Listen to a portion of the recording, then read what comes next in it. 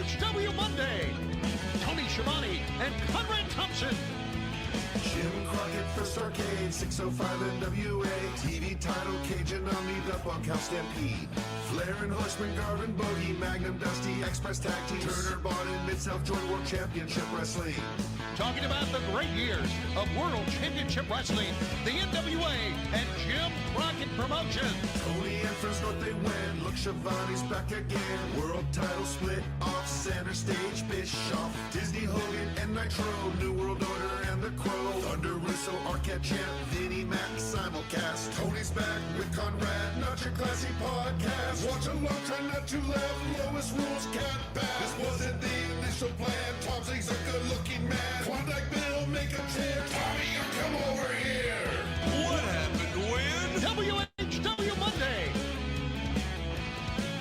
And now, let's go to the ring. And here's your co-host. Hey, it's Conrad Thompson. Hey, it's Conrad Thompson, and you're listening to What Happened When? With the voice of your childhood, Tony Schiavone. Tony, what's going on, man? How are you? I feel that I've gotten to know the country of Canada quite well. And so... Did you register to vote yet? No, not yet. But, man, I've been all over the place. As we're coming to you on this Wednesday, I'm back in Canada again at sunny Saskatoon. So I've been like Toronto, Hamilton, Edmonton, Regina. I've been to Saskatoon already. Been to Calgary. Regina, you've had since Nitro, right? Yeah, a lot more. Yeah. And a lot more than I've had my whole life, as a matter of fact. Yeah. How deep in Regina did you go? About as far as a man can go. All right. Okay. Yeah. And in your case, that's probably not very far. I walked all around in it. Oh, really? Well, of course, you're still coming to Calgary. Before you know it, you'll be in Boston. See Tony live, AEWTIX.com. That's AEWTIX.com. And it won't be long before we're in Wembley. I can't believe that's a real thing, but All In is right around the corner. Over 70-something thousand tickets. My goodness, the show just continues to get bigger and bigger and bigger. And then like a week later, me and you are going to be hanging out in Chicago. You're going to be spending some time over there for Rampage and Dynamite and, of course, Collision. But who could forget All Out? And somehow, some way, Starrcast 6, Starrcast tickets and bracelets are on sale now. And as a matter of fact, you can actually get your All Out tickets before you can buy them as a part of a Starrcast bundle. So if you're looking for primo tickets and to make it a full experience, a full weekend, Starrcast.com is the place to hook it up. That's STARRCAST.com. Tony, we've got a hell of a show today, and boy, it's a doozy. It's a full pay-per-view from 1998, The Great American Bash. Yeah. I say we get this party kicked off, Tony. You got a special countdown for us? I got our regular old countdown. I'm ready to go. You ready to go? I'm ready to go. Ready to go. Okay, here we go. You know it's all about Shivani! Holy Shivani, baby! You know it's all about Shivani!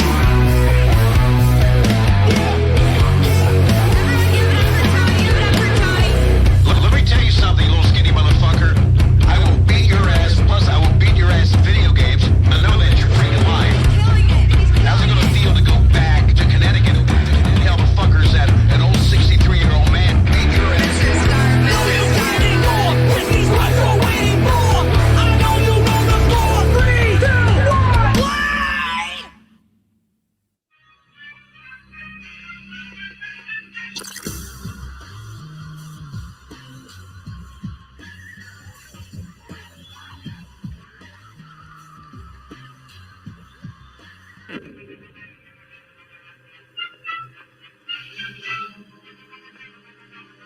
It's a different kind of open here.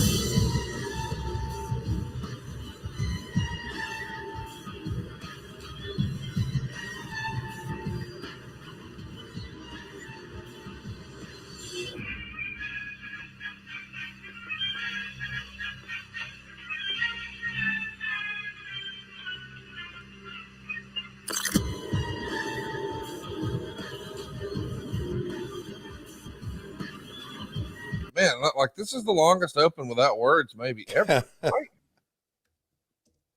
I mean, this is unbelievable. Let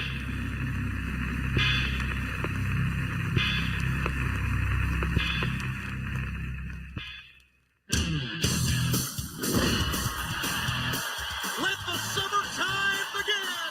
Ladies and gentlemen, the great American Bash is on the air! And you're looking live at a sold-out Baltimore Arena in the Inner Harbor area in the cradle of pro wrestling. Yes, Wow.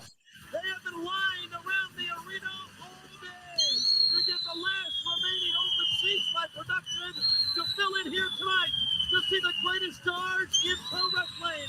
Tonight, WCW, NWO Hollywood, NWO Wolfpack all come together for 10 gigantic matches at the Great American Bash.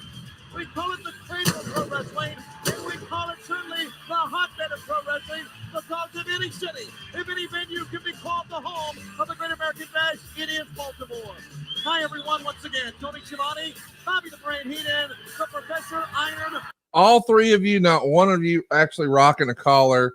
Do you miss the era where you didn't wear collars? I mean, if you're looking, you can see Bobby the Brain Heenan here. It looks like he's just rocking a regular old t-shirt under a jacket, which I think is cool.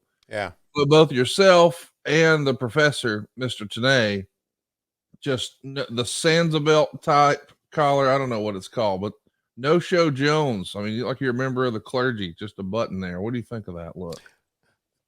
I like it. I remember when I first started wearing it, Eric, I remember Eric saying, "Hey, welcome to the 90s." Like I'd been behind times because that was kind of fashionable then. He used to tuck his t-shirt in too, though. So what the fuck was he? Yeah, I know. Yeah. Sometimes I was his whipping boy when he was frustrated. Sometimes, you mean most of the time. Yeah, I mean, he got on me a lot, but I didn't care because he depended on me and he was good to me basically, and he could talk to me anyway. I love Mean Gene. God, Here he comes. Here he comes. Of course, the Great American Bash is American tradition. Sting and the Giant, as you recall, they defeated Hall and Nash, the Outsiders, and became the WCW NWO Tag Team Champions. Then all of a sudden, they went separate directions. The Giant going to Hulk Hogan's faction of the NWO. On the other hand, Sting now apparently joining forces with Kevin Nash and the Red and Black of the NWO. Tonight, one man will win this match. He will then become one half of the WCW NWO Tag Team Champions of the world. So Tony, Bobby, Mike, gentlemen, the scene is set for one extraordinary evening. I'm glad that I'm part of it. Back to you. All right, Gene, thank you very much. And of course, the man who wins that match will be able to pick his own tag team partner. What do you think about that? We got tag champs. They're going to wrestle each other, and the winner gets to pick their own partner. What? Just looking for shit. That's all we're doing. Oh my God. I don't know why that's funny. Just looking for shit. Well, this is an interesting show. You know, I think you and I both love Baltimore. What a great wrestling town that was for Jim Crockett Promotions. And of course, now WCW. And these days, a great town for AEW. Yeah. Meltzer would say the latest version of your typical Sunday afternoon WCW event, complete with Chris Benoit losing again, Hulk Hogan and his friends stinking up the joint again. It's some real good wrestling and a mind-blowing booking was the Great American Bash of June 14th at the Baltimore Arena. It's a real deal sellout. 12,810 fans are there. 11,061 of those were paying fans who paid a total of $289,000 and nearly $103,000 in merch. And this is a rare sentence for Baltimore, I feel like. Meltzer says, in this case, the live crowd hurt the show.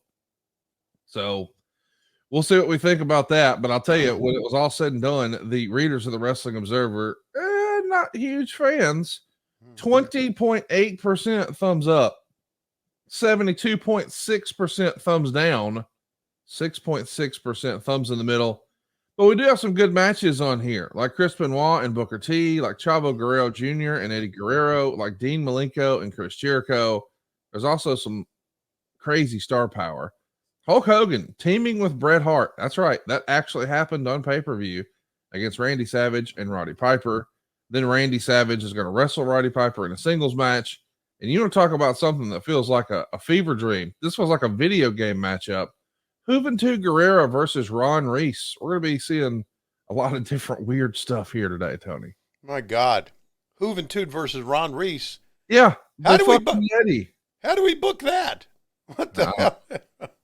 All right. That's crazy. Let's take a listen to this little recap video here with JJ Dillon and yourself and Booker T and Stevie Ray trying to listen in. Pay-per-view, go back in the ring one more time because I'm throwing out tonight's decision. Chris Benoit has agreed to come back.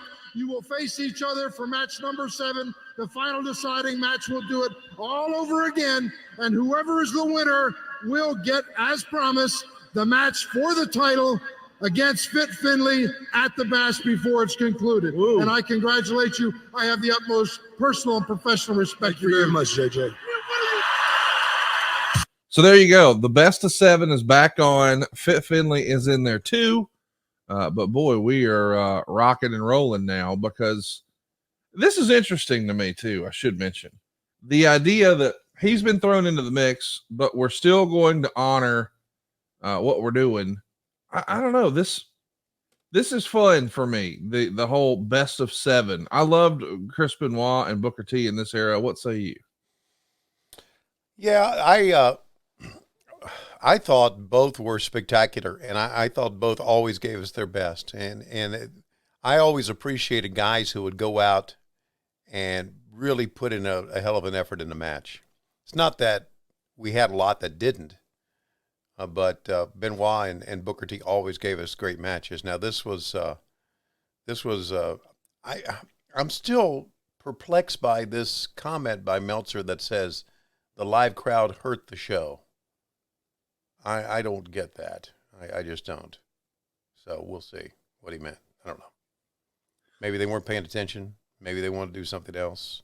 It looks looks good on camera, doesn't it? I'll be honest. I think it's one of those deals where, let me see if I can find this comment, but without reading the whole thing, I can tell you, I feel like he's probably going to say they reacted to the big stars.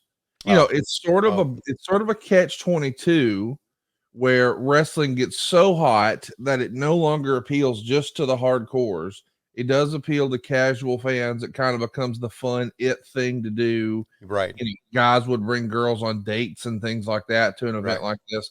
That's not the norm, but when something gets hot and it gets in the pop culture, now it's just like a fun thing to do. So when that happens, I suspect they just pop for the big stars, more so than the great performers. Let's see if we can find it. The crowd was really into Chris Benoit versus Booker T opener. A late edition determined who would get the title shot later at the WCW TV champion David Finlay. Benoit, a prototype of the no-nonsense super worker that gets over in Baltimore more than most cities, was with the exception of Bill Goldberg, the wrestler with the biggest fan reaction on the show. And when he lost again on a night when everyone thought he'd finally get his due, it took the crowd right out of the show. Poor Chris Kanyon and Perry Saturn couldn't do a thing, no matter how hard they worked to get anyone to care. And after an absolute fiasco with Ron Reese and Juventud, the crowd turned on the show to the point where Eddie and Chavo and even Finley and Booker worked solid matches to boring and worse chants. But the crowd exploded for the 2-minute Goldberg show until going back to the toilet for a Legends tag team match, billed as the main event with Hogan and Brett versus Piper and Savage. That was even worse than expected, and it followed with a Piper versus Savage encounter that served little purpose, and a Sting and Giant match that would have been acceptable in the middle of the card, but in the anchor position into the show with an initial babyface pop, but an overall flat feeling. Flat is the best way to describe the show, according to Meltzer. Yeah.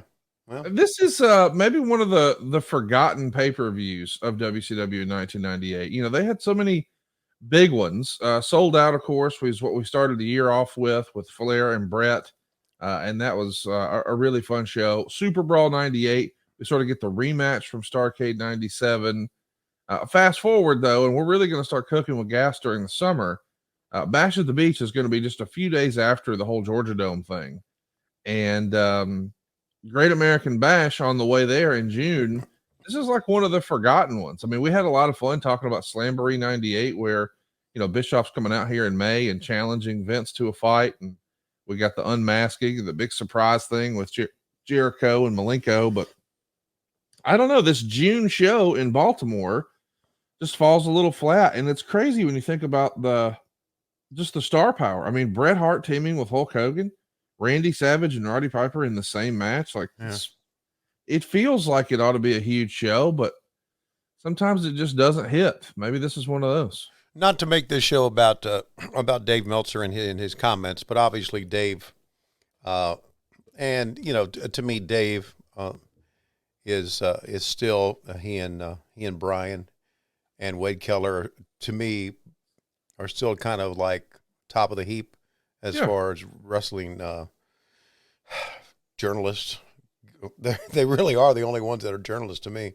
But I don't want to make this show about Dave Meltzer, but his contempt for Hulk Hogan is like, crazy. It's crazy. It's like, stop. We get it. But there you go. It's almost as if Hulk Hogan hurt him when he was a kid. I don't know. I don't know why that cracks me up, but it does. I did notice, I don't know, and let's take notice next time when they walk to the ring, how long the walkway is here. Oh yeah, it's huge. Yeah, it's almost like different from Baltimore. It's almost as if we moved the ring even further down to the other side than normal to Baltimore. To fit more people in there? I don't know what it is. It's it's just different. When the guys walk out of the stage and walk down the ring, there's a long way before the fans show up, if you'll notice next time. So I just noticed that it was different. We've run now, AEW has run this arena again that has been refurbished and been redone. And it doesn't look anything like the old arena. It's completely different now. I didn't realize it had been redone. Oh yeah. Yeah, we were one of the first events in, and that was when we were doing our local promotion for it. That was one of the selling points. The brand new refurbished, one of the first events in this legendary Baltimore downtown arena. So yeah, it looks at least in the backstage area, put it that way, it looks nothing like what it used to. But once again here, Benoit and Booker T are tearing it up. Yes. And the fans are just like, the fans were more into, and I kind of see what we're saying here. The fans were more into the raise the roof and the entrances than they were the actual match. And Benoit just hit him so hard that time that his sweat just flew off. By the way, I think something that gets overlooked about Booker T, I don't think most people would consider him a quote unquote body guy, but this dude is an action figure here. I mean, I know when people talk about great physiques in wrestling, we always wind up talking about guys like Kerry Von Erich and Lex Luger and things like that. But Booker T here, dude, he looks like a real life action figure. Yeah. Yeah, he does. What a cool story he has personally too. I mean, you think about the trouble this guy was in as a young man, and then to overcome that and get into this, and then be a tag team, and then to break out and have singles success, and then to become a world champ. And I don't even think it could be debated when the whole WCW acquisition happens for the WWF. He had more success than anybody who went over. Mm-hmm. I mean, I don't think a lot of people would have thought that. Even years later, when Sting went over, they didn't do for Sting what they did for Booker T, and they certainly didn't for Diamond Dallas Page or Goldberg. I would argue that Booker T enjoyed more success than anybody who left WCW, after it collapsed and went to work for Vince. Like, Booker enjoyed the most success, and I don't think a lot of people would have had that on their bingo cards. Good for him. Yeah, good for him is right, because he's a good guy, deserved it, and worked hard, and has a great backstory, as we know. So I agree with all that, and became an announcer too. Yeah, right? He's doing it all, man. Yeah. Who would have thought? If you need a talking head on a show like Most Wanted Treasures, or you need him to do commentary on NXT. And by the way, still giving back. You know, that's one of the things that sort of gets swept under the rug by the mainstream. But he's got a school and a little promotion in Houston, Reality of Wrestling, and he does a radio show. I mean, he's doing whatever he can to keep his name out there with the radio show and share his opinions, but also pay it forward and pass it down. Like some of your favorite wrestlers that you see on TV now got their start in Booker's school. Isn't that crazy? Yeah. Speaking of our favorite wrestlers, we might as well tee up our buddy Eddie Kingston right now.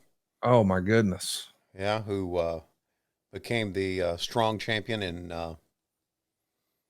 God, that's the New Japan Strong Champion. He picked up a win in Quirkin Hall. We were lucky enough to have him on the program a few weeks ago. Yeah. We talked about the fact of his trip coming up and how excited he was. Yeah. And what it meant to him to be in that venue.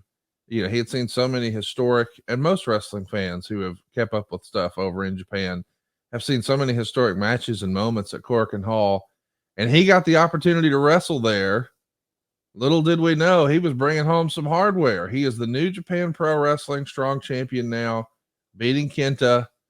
I can't imagine what this meant for him personally. This has to be a 10 out of 10 moment in Eddie's career. I think it's probably his top moment, and that's not really saying anything derogatory about what he's done for us. But I mean, knowing how much he loves pro wrestling from Japan, and just good. Again, I will say it probably to the day I die. He's my favorite wrestler of all time. He really is, for so many reasons. Because what Eddie does looks, and is real. And because behind the scenes, he is such just a, if you're watching with us right now, you see a shot that we have up there, and you can just tell on his face. I mean, I know he's spent because he's had a match, but you can just tell on his face he's very emotional. You know what? Yeah, I know we're watching a different show, but it's only it's not a super long promo. I think maybe we'll listen to it. I'll track it here. Okay. This is about 47 seconds of Okay. Eddie Kingston after that match. Okay. And 13 there we go.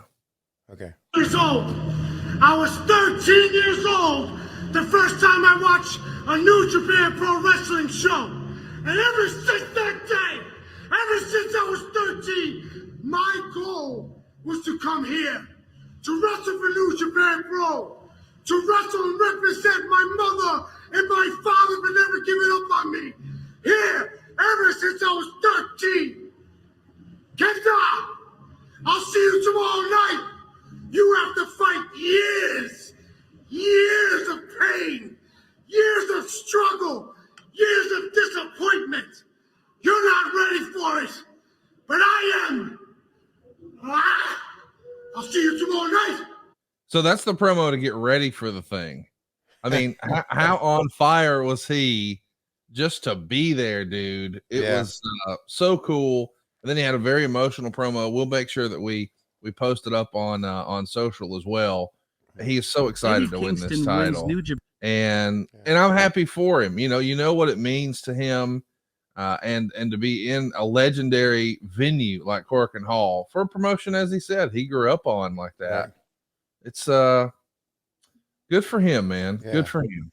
Those promos that he does, that he has done, and that one in particular, are real. Yes, they are real promos, and gosh, I remember when I first met him, he and I just hit it off because I walked in, and let me tell you a few things. Sometimes I don't realize, and I don't realize how a lot of these kids that wrestle for us now watch me and grew up with me. It just doesn't register with you. Yeah, it doesn't play with me. And so I didn't even know that Eddie Kingston knew who I was. Okay. Didn't. So I walk in there, and this is Eddie Kingston, and I shook his hand, and I said, "Don't fuck up tonight." I said that to Wars. I said it a lot. I said it to Ricky Starks. You know, those guys that came in when Cody had the title, and I just wanted to relax them and let them know that, you know, I'm just having fun with them, and that began a great relationship between me and Eddie, and not even realizing that Eddie even knew who I was, and then I found out that Eddie used to watch all of our stuff, you know. And Eddie even says today, he says, this guy that I watch holding the microphone for Flair, that's straight man, first thing he says to me is, don't fuck up. It popped me. So good for Eddie, man. Good for Eddie. Good for Eddie indeed. I think Silva has the actual promo. It's very emotional once he won the world title. So you heard the pre-match promo, and we'll play the post-match now with Eddie Kingston here after he won the title. This is dedicated to three people: my mother, my father, and Terry Funk, who is the GOAT.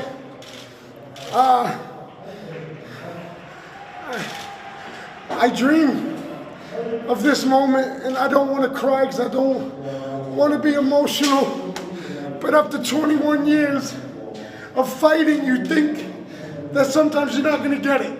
You know, sometimes you think you're wasting your time. I want to tell every kid in the world, I'm not supposed to be here. I was a street kid who did dumb stuff. I should have been killed. I should have been in jail, but I didn't because of pro wrestling, because of Japanese pro wrestling kept me going. If I can do it, anybody can do it.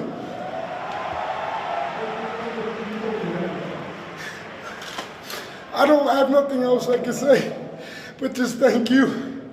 And I would defend this championship with my life, with my life. Thank you, everybody. I gotta go. Arigato gozaimasu. Please. How do you not pull for that guy? Jeez. Wow.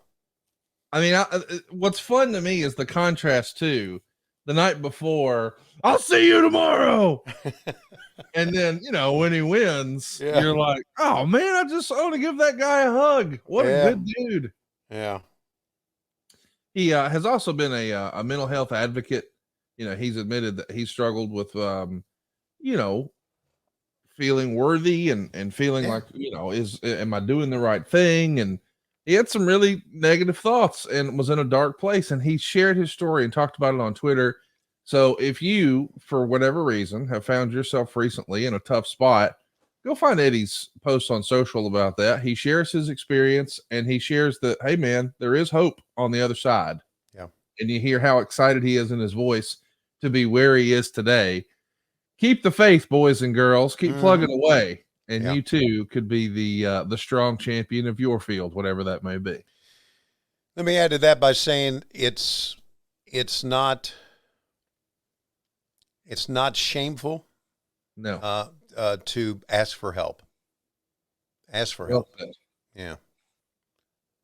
And the fans rising to their feet right now as we're watching this Chris Benoit headbutt. And if we hell of a match, go out of your way to watch this one. If you're going to watch one match on this card, this is it. It won the best match poll in the Wrestling Observer.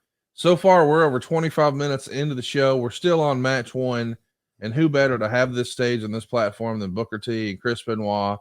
And what's interesting, Tony, is so much of WCW in 1998 and certainly, you know, 96 and 97, and it would continue on, was about the story. You know, this era of pro wrestling was all about the story of the NWO, the story of Ric Flair and Bret Hart together for the first time, the story of Bret Hart teaming with Hulk Hogan. We're big on story. Hell, even the tag match for the tag titles is not even a tag match. It's the actual partners in a tag team championship, and one guy is going to become the tag team champions.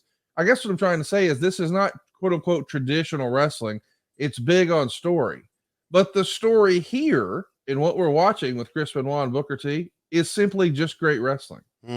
These guys just went out and had great matches. This isn't a story where, and you see Booker T picks up the win there. This wasn't a feud based on you stole my girlfriend or you stole my jacket or you cut my tires or you beat me up in a parking lot or this is based on, hey man, I think I'm a better wrestler than you. And I think that's really cool. And you need something for everybody. I understand that we as fans, by and large, gravitate to story, but having a series of just great matches, man, that's never going out of style. Never going out of style. And it when you're in the midst of a great match as an announcer, you realize it. Listen, you do, and then you all of a sudden pick up the pace and say, "Oh boy, am I making this match what it is, or am I hurting this match?" I do. I think that sometimes when I'm. You think you might be hurting a match? No, I don't think I'm hurting a match. I'm hoping that I'm not. I'm hoping, right. I'm hoping that I'm hoping that I'm keeping up with the guys. Put it that way. Okay, there you go. I like that. Yeah. Well, it was hard to keep up with that one. It was a good match, and it's going to be tough for anybody to follow it. 3.5 stars. Here's where Meltzer was critical, though. By the way, Booker T, that's not the last time we'll see him. Even though my man just wrestled 16 minutes and 20 seconds, he's going to wrestle Fit Finley later on. Yeah. But Meltzer would say this marked Benoit's 5th straight loss on pay-per-view and 7 of his last 8 pay-per-view matches. It's all a work that nobody should complain about doing jobs when they're being treated fairly, but it's pretty bad when the guys who complain about doing jobs simply never do them, and the guys who were brought up in the business to not complain get abused for it. By the way, Booker T wrestled that match with a bad knee. You couldn't tell it watching it. He pulled out all the stops. What do you think, as a guy in the business, do you think losing 5 straight pay-per-views in a row, is that a big deal or no? No, not as much as it would be losing 5 straight matches on Nitro. I see what you're saying. Yeah. Because it's a smaller audience who's singing. Yeah, that's right. I got you. Well said, Tony. I mean, that's just the way it is. I mean, it's true. It's absolutely true that losing on Nitro, my God, just compare the numbers. And you're saying the number of eyeballs who see you lose one way or another. Yeah, absolutely. And you know what? Sometimes there's some guys in the business, not saying that Benoit was one, but some guys in the business that cannot, that hurting doesn't lose them. I mean, right. Losing doesn't hurt them. Just take a look at this entrance here. I was talking about it earlier. Yeah, it is a long entrance. I do like the video walls. So it looks like we've got 2 separate video walls that show the Great American Bash logo, but then a bunch of series of screens here that are sort of low, that don't go really tall, but you've got the giant American flag behind it, and of course the logo hanging above it. I love that look. I miss the era where we had different quote unquote set designs for every show. This is a cool looking set. The red carpet all the way to the ring, but it is a really long ramp. Yeah. You know, something that I want to talk about is the WrestleMania 3 carts. And I want to do that in just a moment. The match we're getting ready to watch here is Chris Kanyon versus Perry Saturn.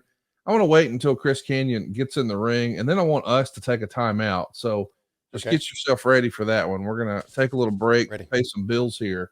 But I love Perry Saturn. I was such a fan of Perry in this era. He was fresh off an incredible run in ECW. I guess he jumped ship in 1997, so about a year prior to this.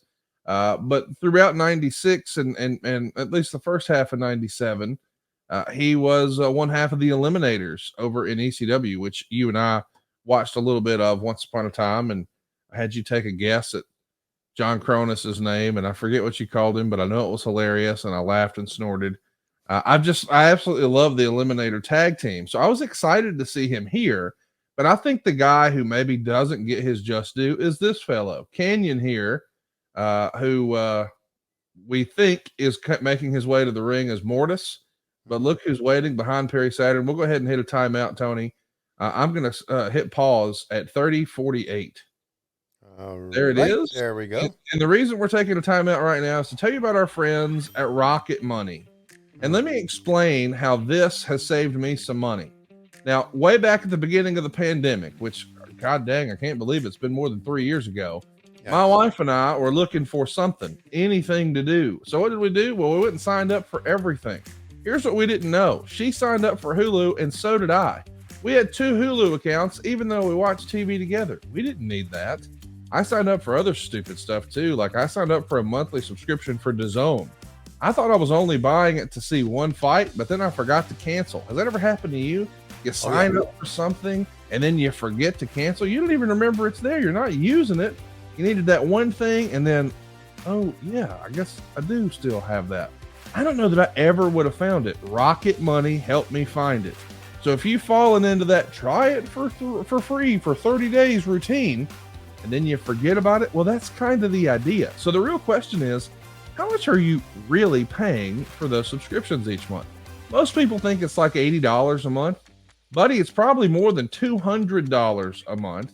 And Rocket Money is a personal finance app that helps you find and cancel your unwanted subscriptions. It's going to monitor your spending and help you lower your bills all in one place. It turns out, Tony, more than 80% of people have a subscription they forgot about.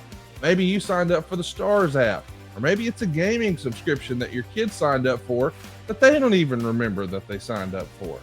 Rocket Money will quickly and easily find subscriptions for you, and the ones you don't want to pay for anymore, check this out. You just press cancel. Rocket Money does the rest for you. It's that easy.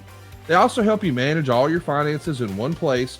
They'll automatically categorize your expenses so you can easily track your budget in real time. And you'll even get alerts if anything looks off. Over 3 million people have used Rocket Money, saving the average person up to $720 a year. So stop throwing your money away. Cancel those unwanted subscriptions and manage your expenses the easy way by going to rocketmoney.com/WHW. That's rocketmoney.com/WHW. rocketmoney.com/WHW. Tony, let's get back to the program here. And I think we're both at 30-48. We see referee Nick Patrick in the ring. We see Canyon with Saturn against the ropes. I'll count us back in here in 3, 2, 1, play. Deception, master of disguise. Canyon appears from the other side. Yeah, the master of sneak attacks also. Well, he's using his head. I like that. He's throwing the flock off. He's throwing Saturn off. He's coming up with all these mysterious. So there you see Canyon doing his thing, a hot start, as they like to say in wrestling. What I was saying a minute ago, though, is I think Canyon was probably underappreciated at the time. And I understand why. I mean, it's so crowded at the top of WCW. Let's just quickly list some of the top acts. We got Hulk Hogan. We got Sting. We got Lex Luger. We got Bret Hart. We got Roddy Piper. We got the Giant. We got Goldberg. On and on and on and on. Oh, we didn't even mention DDP or Ric Flair. On and on and on. It's easy to get lost in the shuffle there with all of these legitimate, could be a main event in every single night. Historically, through wrestling, though, Tony, every promotion had a handful of guys who could be on top. Like you take a look back at the Crockett days, man, the main event was always somebody like Flair, Sting, or Dusty, no? Right. And so now when you've got a dozen guys, well, it's harder to stand out. It's harder to get TV time. But I think if Canyon was around today with his innovative approach to offense and all that, man, he would be so praised in the newsletters and amongst the hardcores. I mean, he would be on a young buck level. And I think based on seeing the Dark Side a few years ago, they actually looked up to and emulated a lot of his stuff when they were first getting started. Like this guy was criminally underrated. And is really very appreciated by the boys today. Mm-hmm. Brian Cage being one of them. That's right. Yeah. Yeah.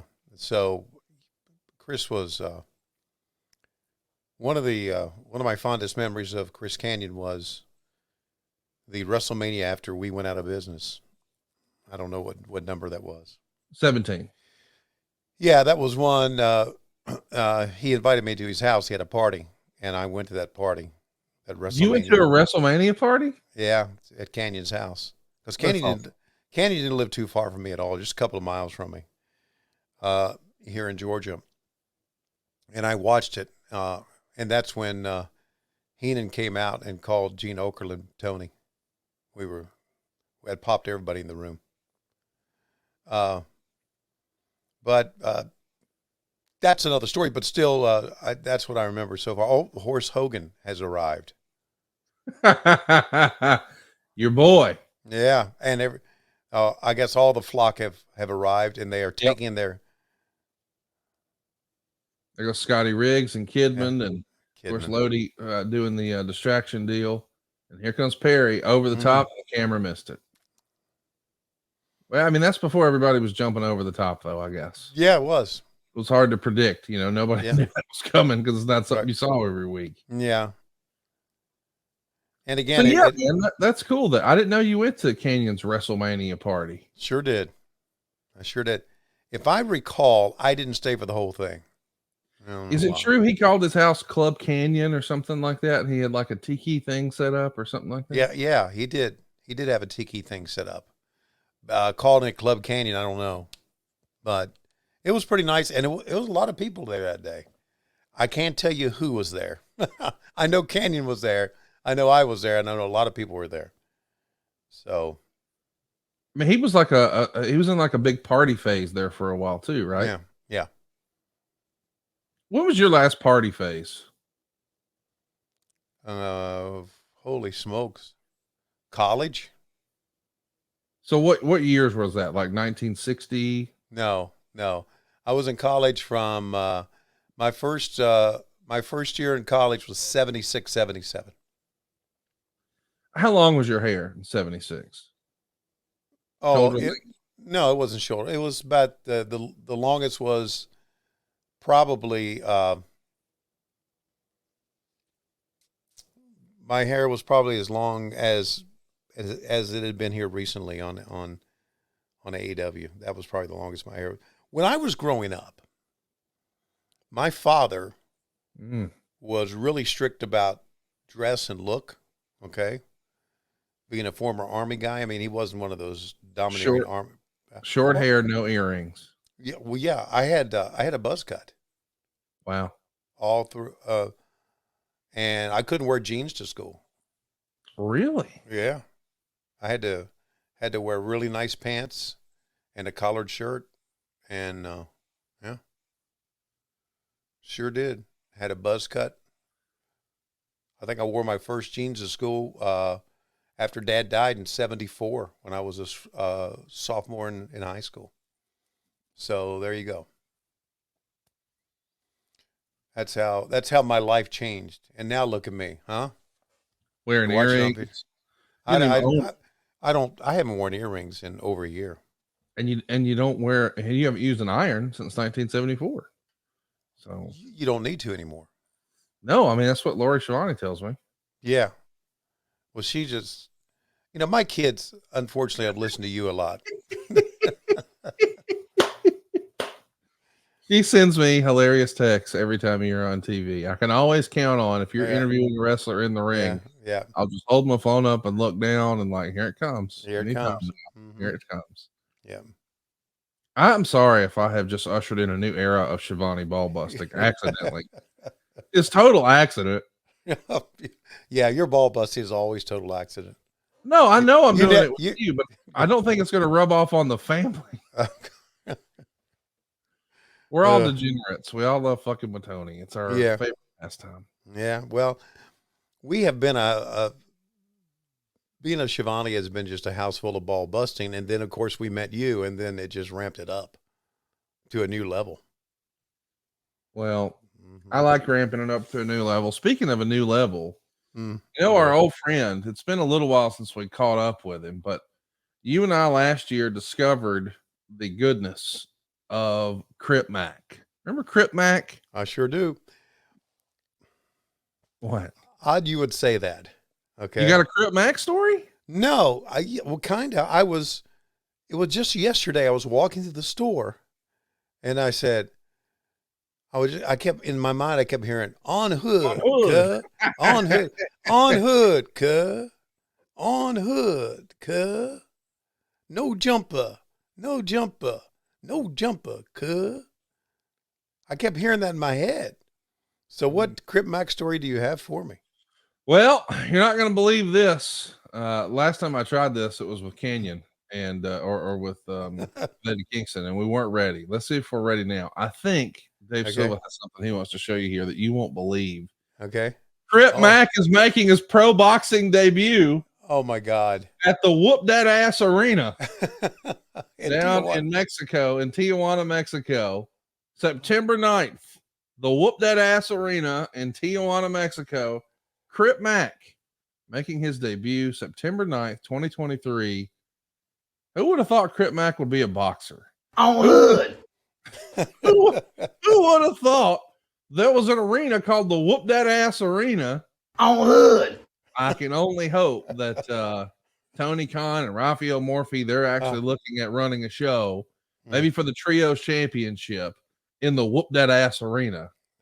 Because I would love for you to welcome people to the show. Can you imagine?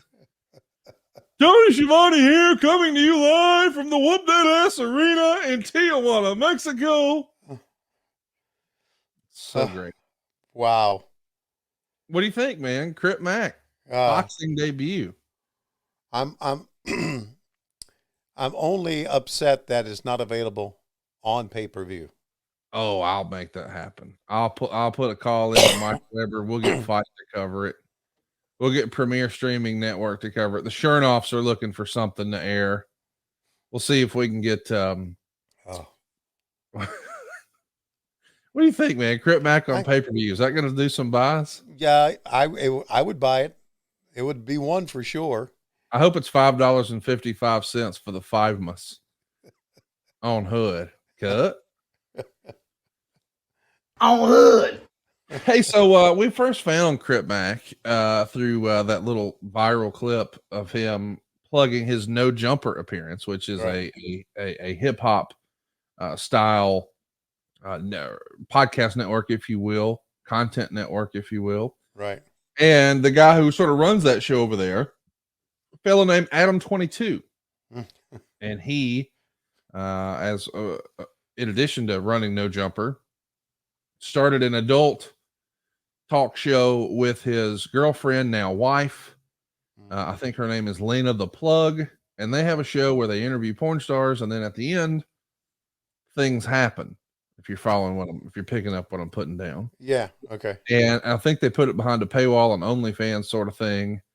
And I guess recently there was a big controversy because even though they're married, he decided, or she decided, or they decided as a couple that they could make some real money if it wasn't just him playing with his wife, but maybe if there was somebody who got a hot tag.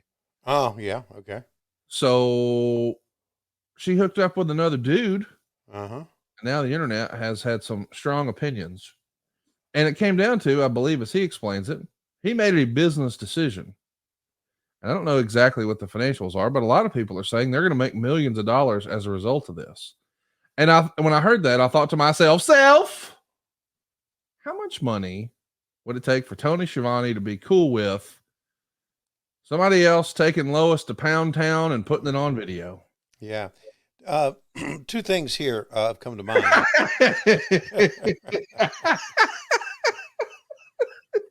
I love you got so serious. Okay. Two things. I'm ready for them. Okay. Number one is you better get at yourself. You know too much about shit like this. No, it went viral, man. Everybody was clowning him. And I was like, okay, if he's a porn star and she's a porn star, why is this a big story? Like, they know what they're doing. Right. But I guess in the hip hop community, they're like, oh, throwing the flag on that. He can do whatever he wants, but she shouldn't be allowed. And I'm like, I don't think that's the way that works. Yeah. But people are like making it a thing. So now I'm curious, is there a number where Tony Schiavone could get comfortable with that sort of thing? No. And number two is, isn't this one of the signs of the apocalypse? Yes, it is. Yeah. Right. Yeah. I mean, look, if you go back and you read history, the reason that Rome fell was because of the lack of morals. So we being the United States of America, maybe the world, but the United States of America, we are the next Roman Empire, and we are going to fall. I'm not going to be around when it happens, but it's going to fall. So it makes me shake my head and wonder about mankind. Well, the Google machine says, what caused the fall of Rome? Corruption, the division of the empire, in the invasion by the Germanic tribes. Now, corruption was because of the lack of morals. Yeah, there you go. So there you go. So we're the next Roman Empire. So $5 million can't do it. Yeah, no. $10 million can't do it. No. I had the same question recently with Cassio Kid. Yeah. And he said the same thing. He goes, well, we're getting divorced, but I get half, right? So then it became, he went right to, okay, if that happens, then I'll leave and it's her money because she did the scene, but I get half. Okay, let me do the math and carry the one. So take a look now. If you're watching, oh, we got all kinds of everybody's dressed up like Mortis. How fun is this? Canyon's outfoxed himself here. He's got 2 Mortises in the ring. Well, this is just about as bizarre as you'll find. There's one for each team here, or one for each man. What do you think of that creative? So just so everybody understands, if you're listening, Perry Saturn was wrestling Chris Kanyon, and Mortis made his entrance when a regular dressed Chris Kanyon jumped him from behind. Now in the middle of the match, another fellow dressed as Mortis has interfered, and then another one. So there are 2 Mortises fighting on the outside of the ring, while Kanyon and Perry Saturn are doing their thing inside the ring. He got him. How about that? Serves as a worthy distraction for Perry Saturn. Chris Kanyon sneaks the win. What do you think of that? What do you make of that? Well, if you notice, Perry was pointing to the Mortises as to what is going on here. And now the one Mortis raises his hand, Canyon's hand, and gives him a DDT. And of course, what about me? What about Raven? It's super fun because Meltzer had this to say. At this point, the Mortis who was in the ring introduction showed up, and it may have been Dale Torberg, but I'm not sure, along with a second shorter Mortis that was clearly Raven. Raven Mortis knocked the other Mortis, who we'll call Rigger for the lack of a better name, outside the ring. How great is that? Rigger Mortis. 2.5 stars. Big on story. Again, this is what we were talking about in the last match. You know, that was just wrestling. This is big story. Let's hear Raven's promo. What about me? What about Raven? I sent you out to do a job. You can't do anything right, can you? You never could.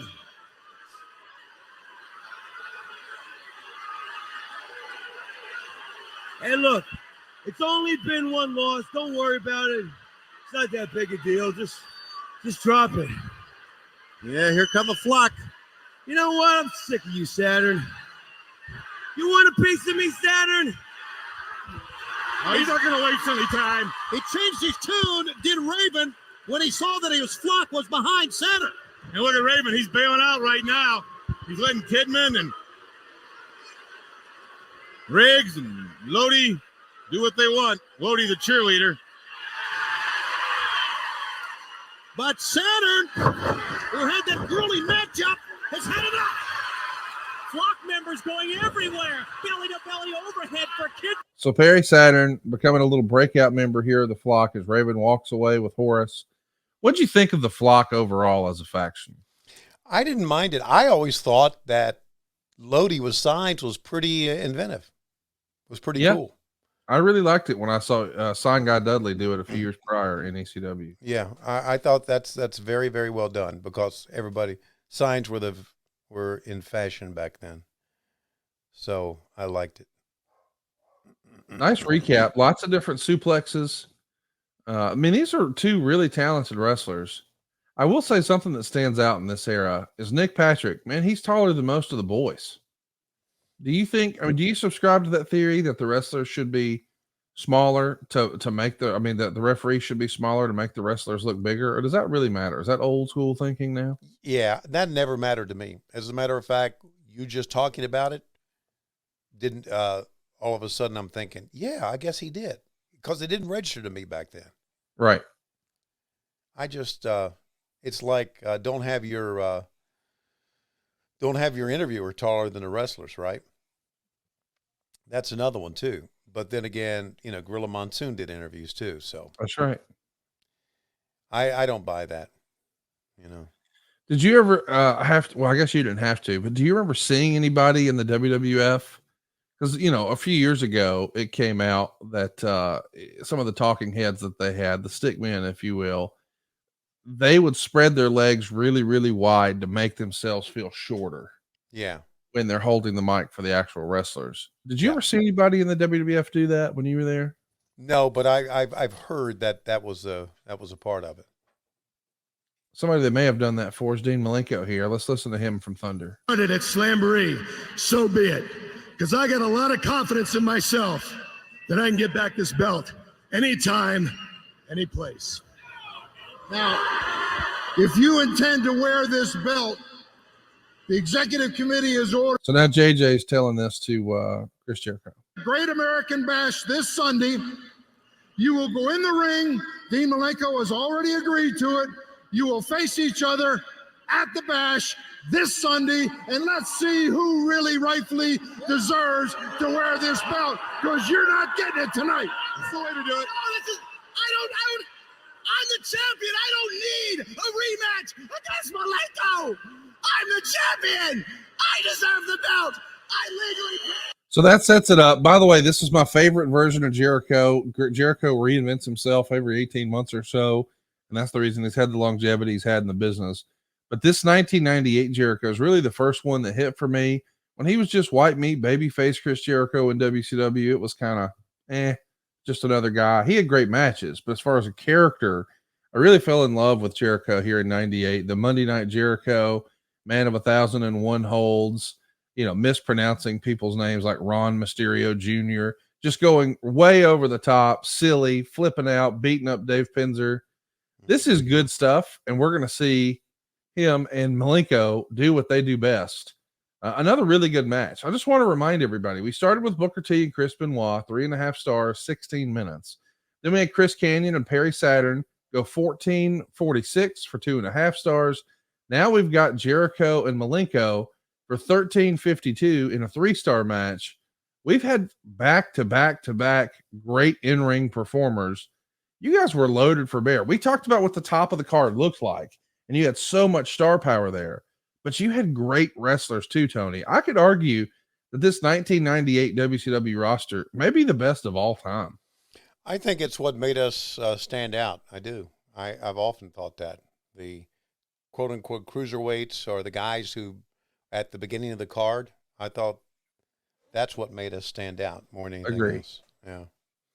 I think, if I'm right, as Jericho's talking then on Thunder, walking down, you notice a guy who was walking down the rampway at the end of that interview, that pre-tape interview? I think that was his dad.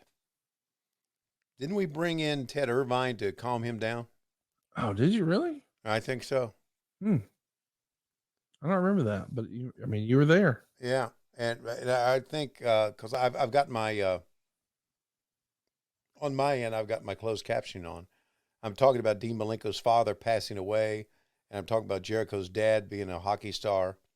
So I think Ted Irvine walked down to tell Chris, settle the fuck down, or, don't embarrass yourself or whatever. Meltzer wrote this at the time. There was an idea floated around that instead of handing Jericho the belt, they would do a match in New York between Jericho and Malenko, and that Malenko would have Jericho beat when suddenly Ted Irvine would clock Malenko with a hockey stick, but it was nixed.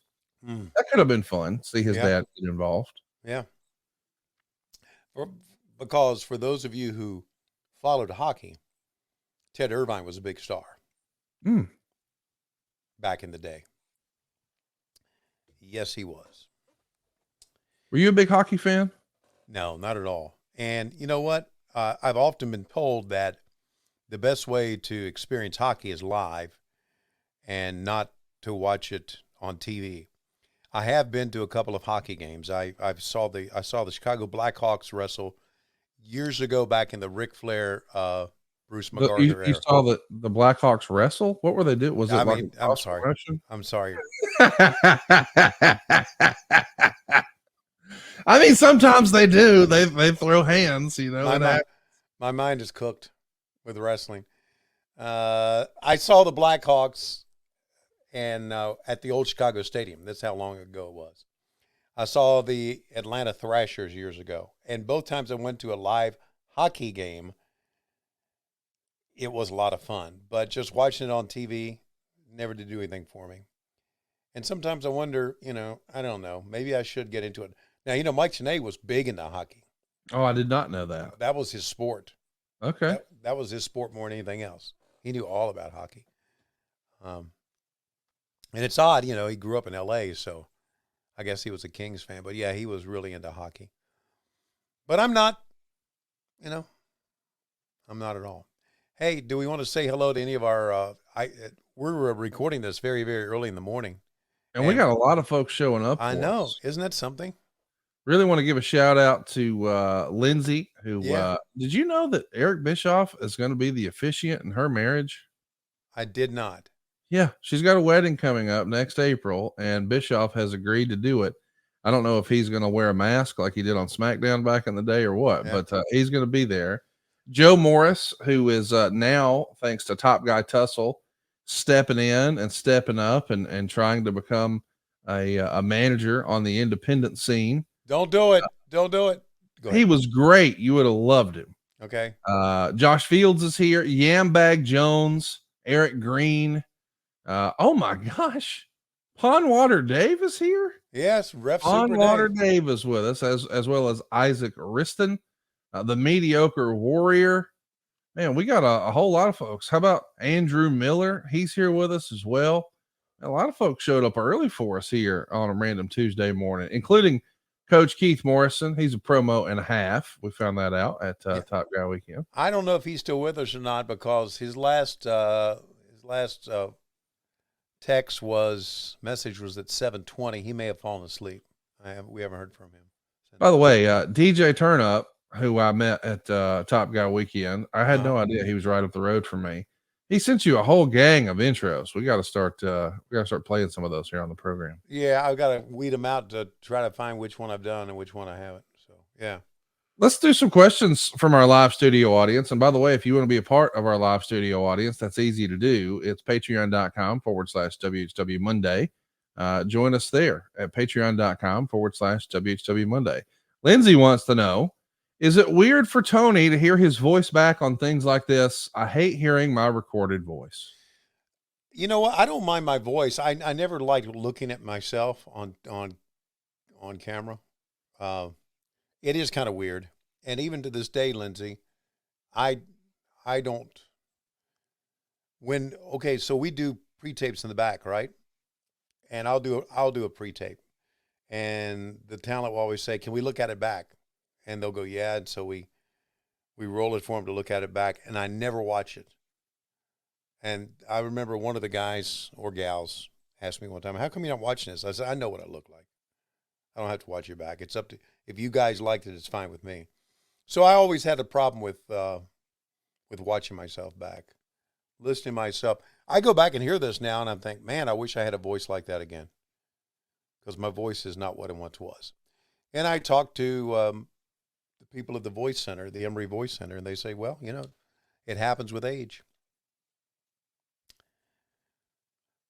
Let's do another question from Andrew Miller. He's got a question about your age. Tony, what came first, a pair of jeans or reaching second base? Probably reaching second base. Now, listen, I'm curious how for someone who was born in 1949, how did you define second base? Because I feel like those definitions have changed as time's gone on. Back in those days, to me, second base was hitting a double. Okay, I think you meant in terms of with a lady. Oh, yeah. And jeans came first.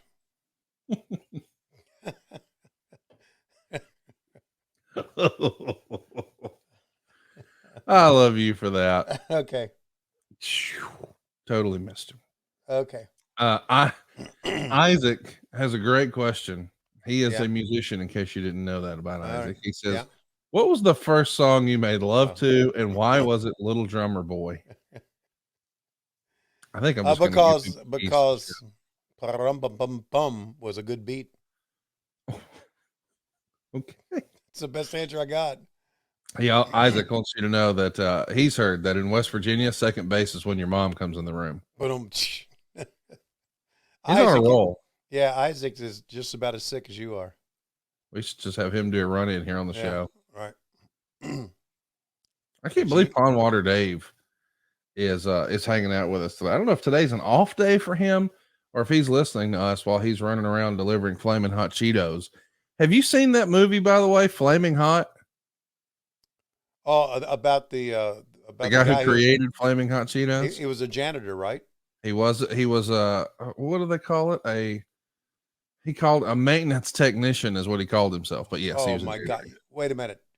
The word janitor is now Beneath taboo. people now. He's a maintenance technician. God. Okay. Anyway, it's actually a pretty decent little movie. I watched it just so I would have things to talk about with both Pondwater and Dave Silva. But I'll tell you, a movie I saw over the weekend that the wife and I sort of fell into and discovered accidentally is pretty damn good. I think you would dig it, Tony. It was kind of under the radar. Spinning Gold. The original, like the main character was supposed to be played by Justin Timberlake 10 years ago. He did not wind up making the movie. It's a different fellow, but it's pretty damn good. It's about the story of an independent record label and the guy who ran that independent record label. But there's some good stories in there for guys like you, Tony. He was the first guy to sign Kiss. So you see a lot about Kiss and that sort of stuff. I think you'd dig it.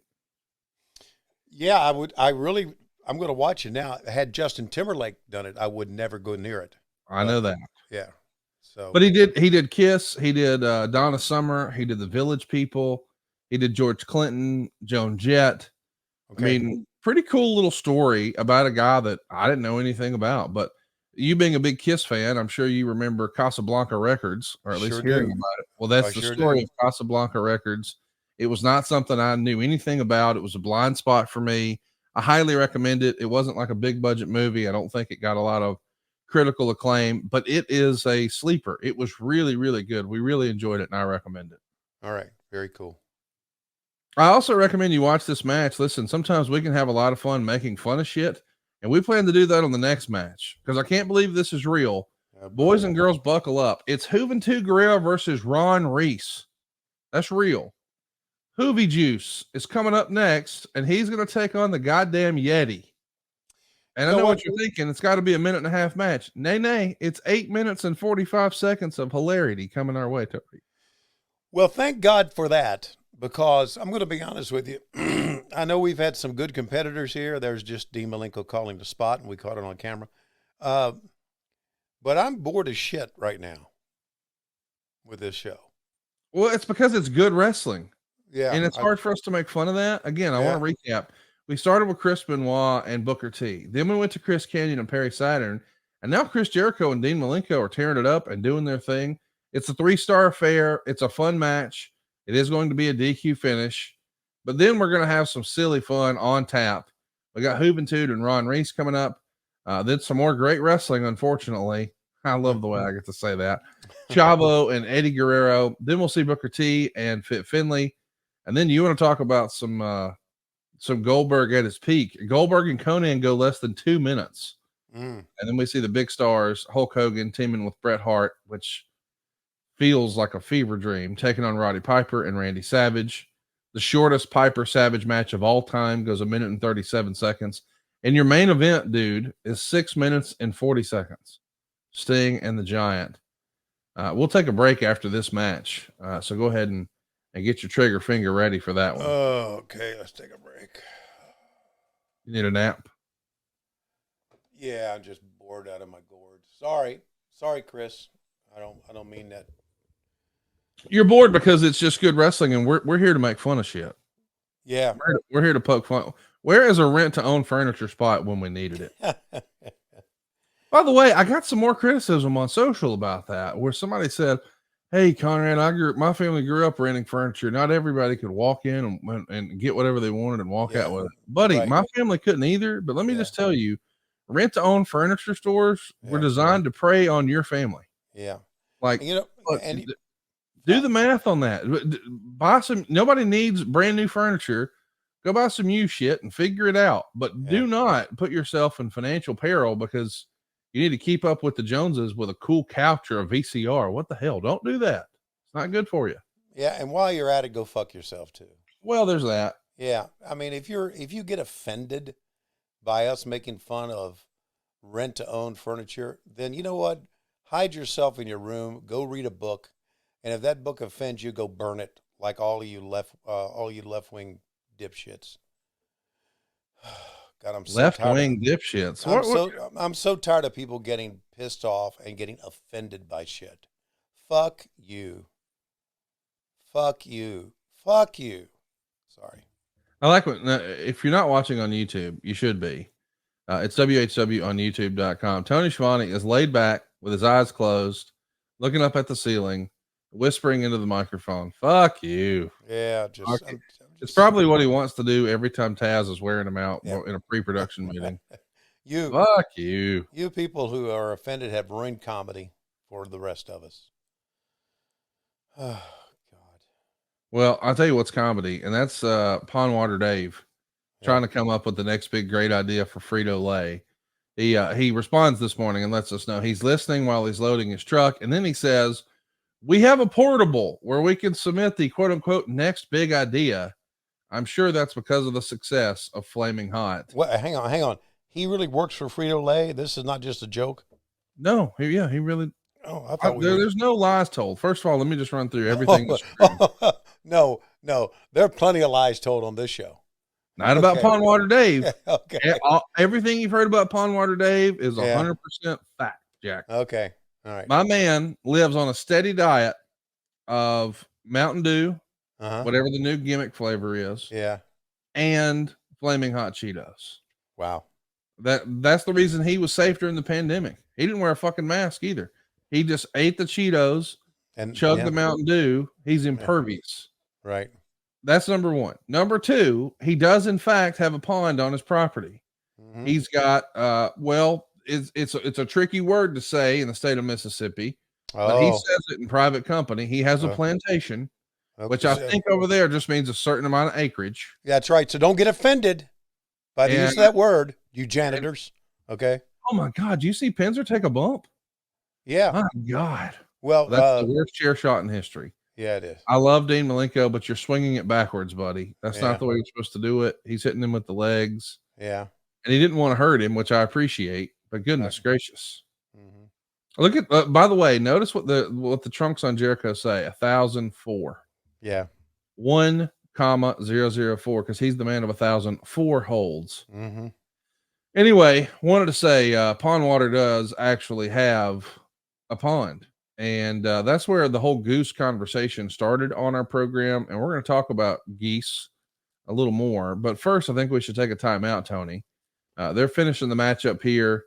I'm at 107.14. I'm going to stop it down when we get to 20. Sounds good to me. There it is. We're at 1 hour, 7 minutes, and 20 seconds. And we're taking this break to say, cannonballs! The summer is not about the size of those cannonballs. It's about making a splash with our friends at Manscaped. So prep for barbecue season by making sure your grill master has the hottest dogs the summer's ever seen. When you're at the cookout, let the meat speak for itself.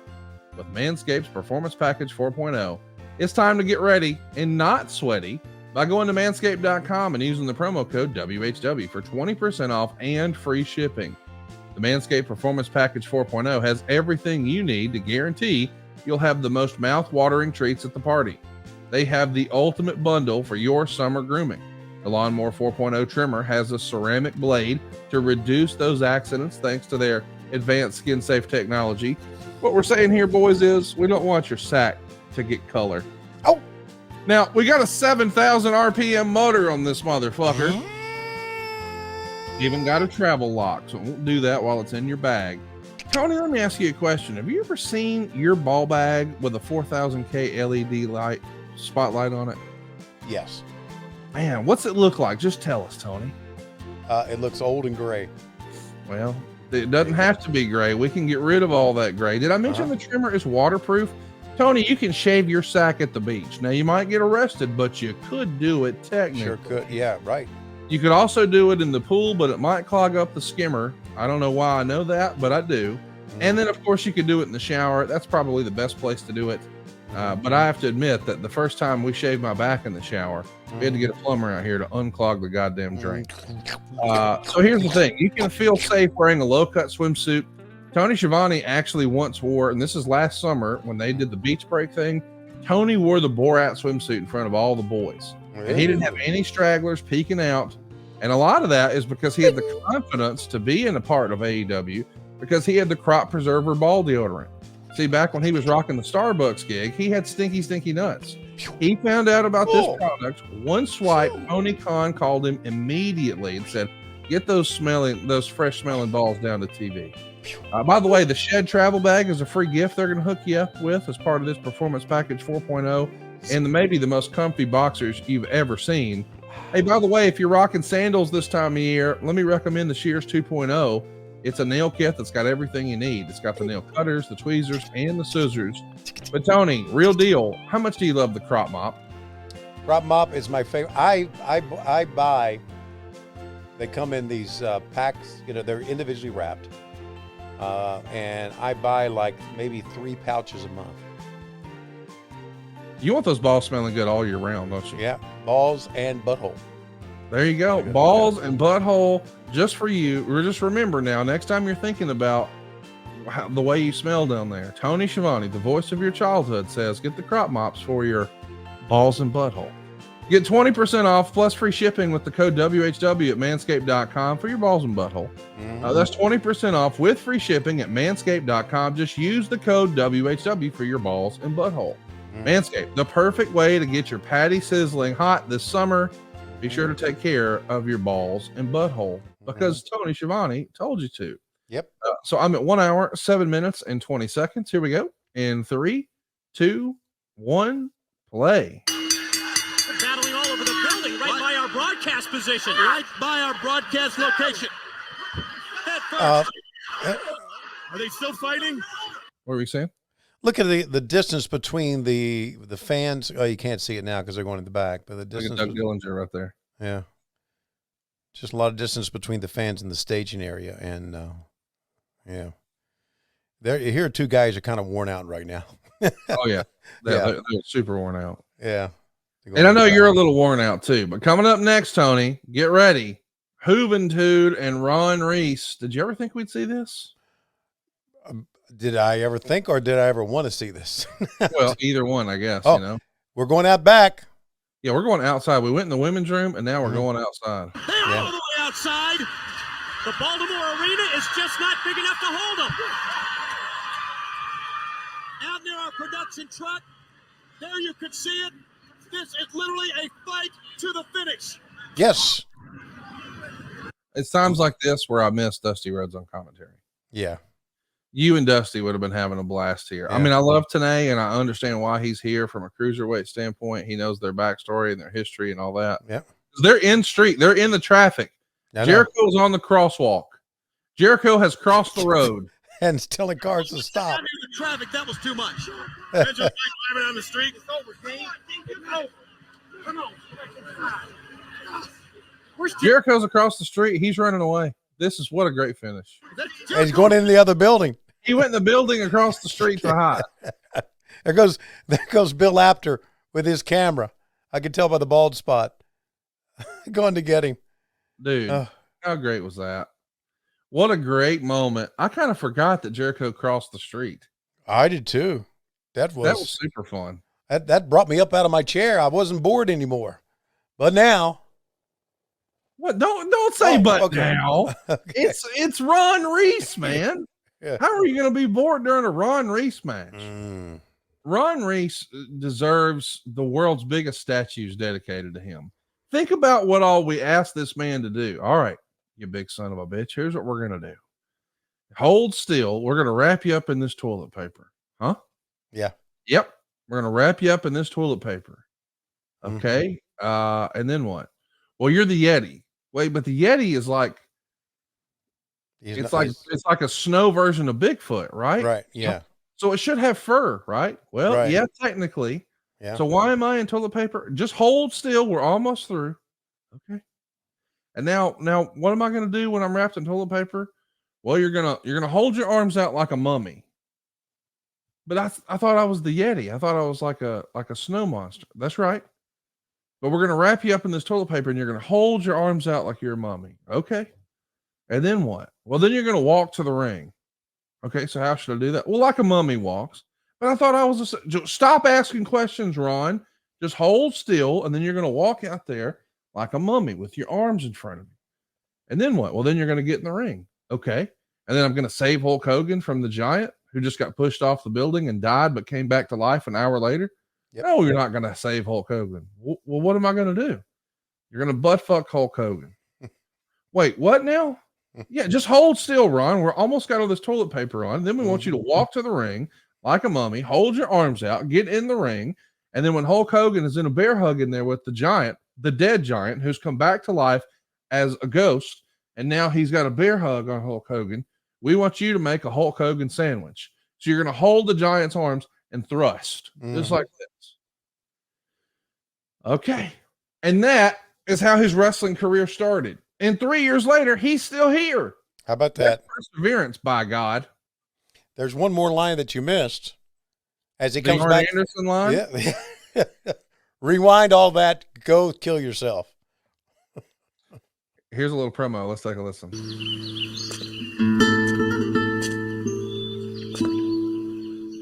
The steps out back of Casa de Silva.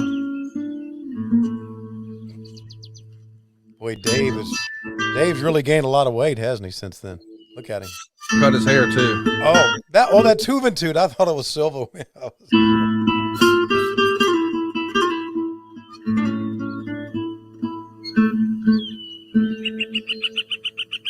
Oh, that Dave is in the shot. You just can't see him. I don't guess we need the music. He's not going to say anything. Okay. I thought we were going to hear some words, but you see slow motion Juventud walking around a property here. Yeah. I mean, this is crazy. There's the water. Juventud was a very, very handsome young man. Were you glad you guys unmasked him, or would you? Yeah. Prefer him with a mask? No, I liked him unmasked. I wish he still had the mask. Hey, Lindsay just came up with a comment that I was thinking the same thing when Jericho was outside. Don't get shot out there. Lindsay, back in '98, I don't think that was a problem. That's before the wire. Yeah. Now he probably would get shot out there. I think Baltimore downtown has changed a great deal. A man who, once he was unmasked, became a brand new man. And Juventud Guerrera goes in this matchup one-on-one, a literally David and Goliath scenario here, going up against Reese. All right, one more time. We need to try to clarify this. As far as we're concerned up here, Mike, and you can confirm it, Chris Jericho, by all rights, should be the Cruiserweight champ now. That makes sense to me. That was the deal going in. The championship belt was held up. Winner gets the belt, right? Who won the match? That's how I look at it. So even though it wasn't a clean finish, it was a DQ finish because of the chair, as I understand it. So I guess Jericho's the Cruiserweight champion, and boy, here comes Juventud. He's got it figured out. Just sprint to the ring and throw that hair around. What a cool look, man. Yeah. I really enjoyed Juventud. I really did. And this is going to be really good. I love that music. We need to find that music, and that needs to be Dave Silva's music. We can do that. Here, let's listen to Ron Reese. Okay. It lit a fire under Juventud that has not died at all. Ron almost tripped coming in over a cable. Reese is tall, Hoovy is small, so says Lodi. Reese, 7 feet, 2 inches tall. And 410 pounds is what he weighed in at earlier today. And light on his feet. Buddy, what a great entrance. We were all that popped us. I don't know if you could tell. We were. Yeah, we, you all laughed at light. Yeah, on the we were pausing a lot when he tripped. That you've ever seen in professional wrestling. Well, he's a big man. We're still laughing. He didn't say. And Reese. Now, over the past couple of weeks, over the past couple of months, Reese has made Juventud literally his target. Juventud has had some great matches we've seen against Kidman of the Flock. Many of the matches interrupted by Reese. And for a man 7 feet 2 inches tall, I mean, he has basically made Juventud his target. He's been the dude. When he stepped over the top rope, he barely grazed it. Yeah, I know. I mean, a lot of people step over the top rope who should not do that. And they push it down, right? Oh, yeah. but he didn't even touch it. I mean, it moved, but just barely. Yeah. What a visual this is. Your referee is a damn handsome man named Charles Robinson. Maybe the best hair in wrestling then, now, forever together. Mm-hmm. Yeah. Look at Juventud in the corner praying. Right. This is fun. I wonder if Heenan said anything. Quick Reese, he's going to have to outsmart him. He's going to have to use his experience edge against him. And I think maybe most importantly, he's going to have to work his way around the ring. He can't get caught in any of the corners against this big man. He's got to do one more thing. Let's call his nearest relative. All right, fans, we've been handed a note to tell us that we possibly will be able to touch on the cruiserweight title situation tomorrow. What do you think of this visual here, Tony? It's fucking stupid. Meltzer said, before the match, they showed a Hoovy video of him walking up steps. Nobody has any clue why or what it was supposed to signify. The only guess is they're trying to get him over as a pretty boy for little girls, although there was nothing that even hinted of that.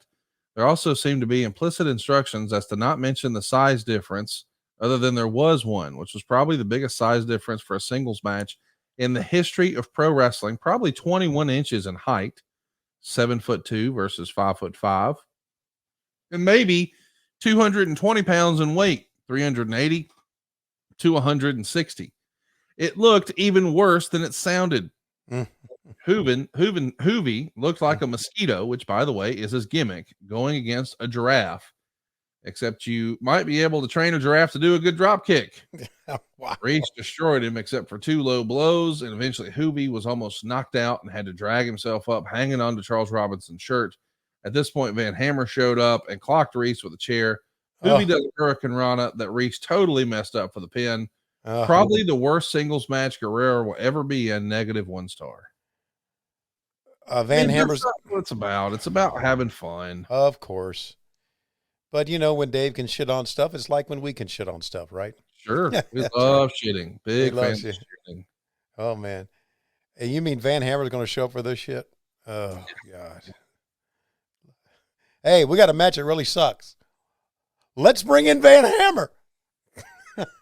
He'll clean it up. Dude, look at this. Oh, God. Visual of this is crazy. By the way, Ron Reese, in real life, one heck of a nice guy. You and I had a good fortune of hanging out with him and getting to know him a little bit. Yeah. A few years ago in Atlanta, we brought him to Starrcast in Baltimore, and he's actually a pretty big time alcohol and wine distributor over in your neck of the woods in the Atlanta area. Right. I don't drink wine, but we got a little wine cellar here in the house, and he helped me get that thing looking decent. So when people come over and they want something, I got it. But he knows what he's doing. I don't know. I'm a wine idiot. I don't know anything about wine. Yeah, to me, it all tastes the same. I know Flair likes La Crema. I know Nash likes Camus. I don't really know anything else. I don't either. You know, Matt Shivani and his wife are big wine snobs. Oh, really? Oh, they even took a trip to Napa one time. I'm thinking, wow. Yeah. You've raised them right. Yeah. Talk about wasting a trip. Wasting a trip. You were just knee deep in Regina last week. Hey, I got a comment here. Okay, I'm ready. Okay. I go from Toronto, fly to Edmonton, drive from Edmonton to Regina, 7.5 hours. Ended up being like 8:15 the stops I made. Okay, by myself. Spent a couple of days in Regina at a very, very nice refurbished Hotel Saskatchewan. Fly from Regina to Calgary. Calgary's on a wonderful airport. Calgary to home takes 4.5 hours. I enjoyed my trip to Canada. I really did. And I'm going, as we're talking right now, as we're recording right now, I'm getting ready to hop on a plane back to Canada. I didn't think I would, but I had a good time. The people were nice. Regina is a nice city. Mm-hmm. So who knew? You know, I was one of those guys. Oh, yeah, fucking Canada. I don't want to go there. Yeah, I mean, Edmonton. I mean, where it's July and it's going to be minus 50 degrees. Nope. Edmonton's building where the Oilers play and where we ran, Rogers Place, one of the nicest buildings we've ever run in. Really? Yes, one of the nicest buildings that we've ever done a show in. So, hey, go Quit Canada. being an asshole. Yeah, don't count them out. Don't count them out. Canada was I really, really enjoyed it. And to be honest, I didn't think I would. So there you go. So Ron Reese is blown up right now. Is that the most surprising place you've been? Like, you know, you said that you had a preconceived notion and you were negative on it. Then you got there and you dug it. Yeah. Is there another one that comes to mind? And then let's go the other way. I was really looking forward to going here, and boy, did it suck. Okay, I had a preconceived notion about Seattle. You thought you would like it? I thought I wouldn't, but I did. Okay. Yeah. Is there a place that I thought I would like that I didn't? Yes. It has nothing to do with wrestling, but it's Hawaii. And why didn't you like Hawaii? Coach Rosie is in Hawaii right now. Okay. I just thought it was too long to get there okay, so this is a basketball trip, right? Right. When I was with the Georgia basketball team, they don't always do it now, but we always took trips during Thanksgiving. That was a tournament time. And we had many different tournaments. And one was in Grand Cayman. And then the following year, we went to Maui for the Maui Classic. And when I got to Maui, I'm thinking, we could have gone to just as nice a place with just as nice a beach and just as wonderful of a time. Grand Cayman, which didn't take all day to get there. Right. So I just thought it was way too far to a place that was, it's nice, but they're just as nice a place on the East Coast, down below Florida. So, yeah, I was disappointed in Hawaii. Hawaii, if someone said, hey, you want to go, you can go on a vacation anywhere where you want to go. Hawaii wouldn't be it. Wouldn't be close. So where would it be? The place I'd go? I'd go to Grand Cayman. Absolutely, I would. But if I had a chance to go on vacation, I would just hang out here with the bug. That's why I knew you were going to say that. In the Bat Cave. Yeah. Kind of imagined you'd say that. Yeah, that's about it.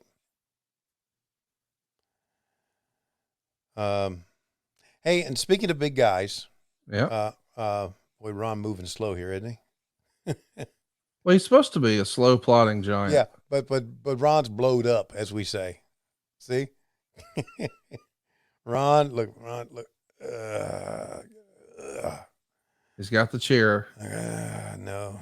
Ref's going to tell him, no. Oh, man. Charles almost missed it. Almost missed the chair. All right. I think we're setting up the Hurricane Rana. Okay, here it comes. And it looked like somebody slid towards the ring area. Maybe from the crew guys. I don't know who. Well, Juventude's on top. Juventud is up. And Reese. That's Van Hammer. And he's got the chair. That's Van Hammer's got the chair. He nailed it. 1, 2, 3. Juventud wins. Ladies and gentlemen, go out of your way to watch that Hurricane Rana. Lord bless him. Ron Reese tried. Mama tried, and so did Ron Reese. But Van Hammer helped secure the win. The juice is loose. Hoovie has won. And you know what? It seemed like it got a pretty decent little pop from the crowd. I was thinking the same thing. It really did. I mean, we can shit on it if we want to, but they were with it. That Hurricane Rana, or as Yeah, as Conan told me, no, it's pronounced Ura Karana. Oh, let me tell you how Ric Flair pronounces it. Have a Corona. Of course. That's seriously what he calls it. Then he hit me with that damn have a Corona. Mm. Hey, speaking of big guys, I need to say this again. It Okay. needs to be said because I really feel very strongly about this. We love it.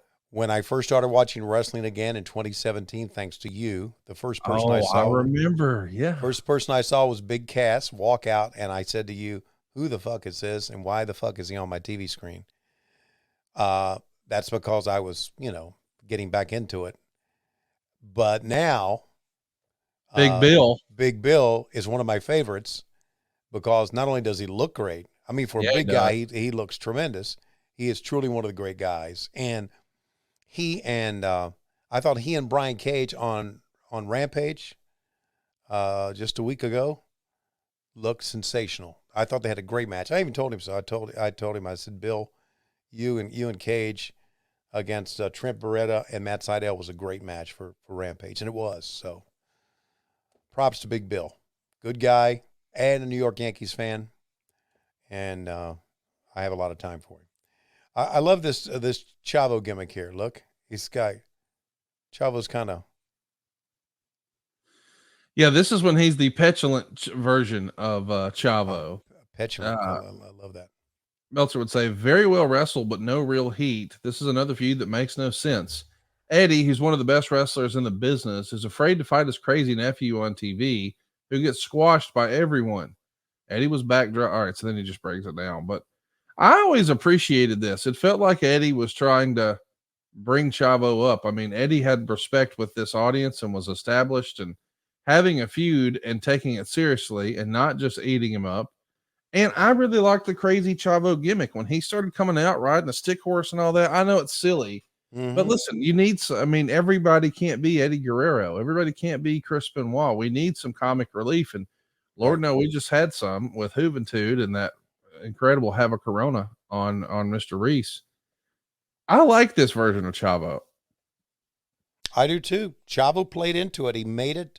He took it. He ran with it and did a good job with it, I thought. So, it's every time we see Eddie walk to the ring, it's really hard to believe that he's no longer with us. How much fun would he be having right now with AEW and WWE and NXT? And can you imagine 10 years ago when everybody was just losing their mind about NXT, how much fun he would have had with that? And then just the creation of AEW, I think he would have loved Orange Cassidy and the Young Bucks and just the evolution of wrestling and where it was going, because in this era, I mean, he was really ahead of his time. Yeah. And I think so many of the performers today, they all borrow a little something from him and Ray and guys that they grew up on Nitro. And I just think it's a real shame he's not with us anymore. Well said, Tony. Yeah, just one of my favorite people in the ring and backstage as well. Had a lot of fun with Eddie.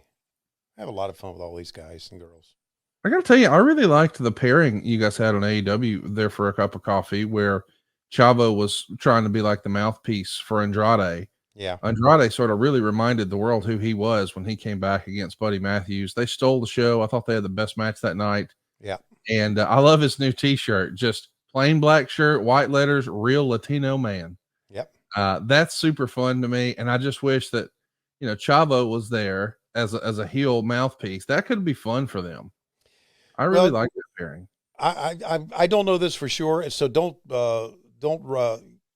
you dirt don't sheet run off to the websites and click shit. Yeah. Yeah. You dirt sheet writers may know more about this than I do, but Chavo was kind of too busy to be with us full time. He was doing a lot of Hollywood stuff, as I understand. Right. Exactly. He's, when they have a pro wrestling show or whatever, he's the guy they call. He's the trainer. And so he probably makes a pretty good living at it, and good for him. Yeah, absolutely good for him. Yeah. So that's what I understand. I may be completely wrong. So there. Hey, have we talked about the Open? Maybe we did. I don't remember. Did we talk about the Open of Collision last week on the show where they did the whole Saturday night's main event type thing?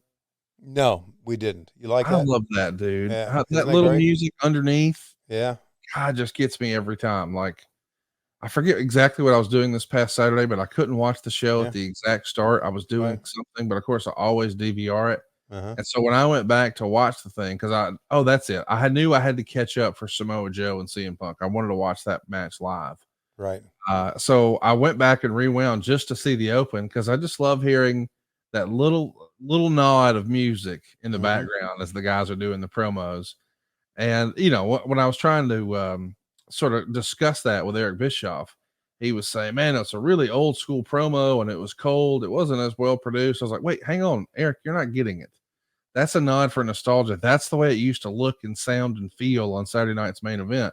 And this is a Saturday night wrestling show with the proper context. It's like a tip of the cap to, hey, remember this?" Yeah. And he goes, "Oh, okay. I didn't watch Saturday night's main event. I didn't know that." And I just think as somebody who, it's one of those, if you know deals, and I knew and I loved it. I'm telling you, Collision's a good show.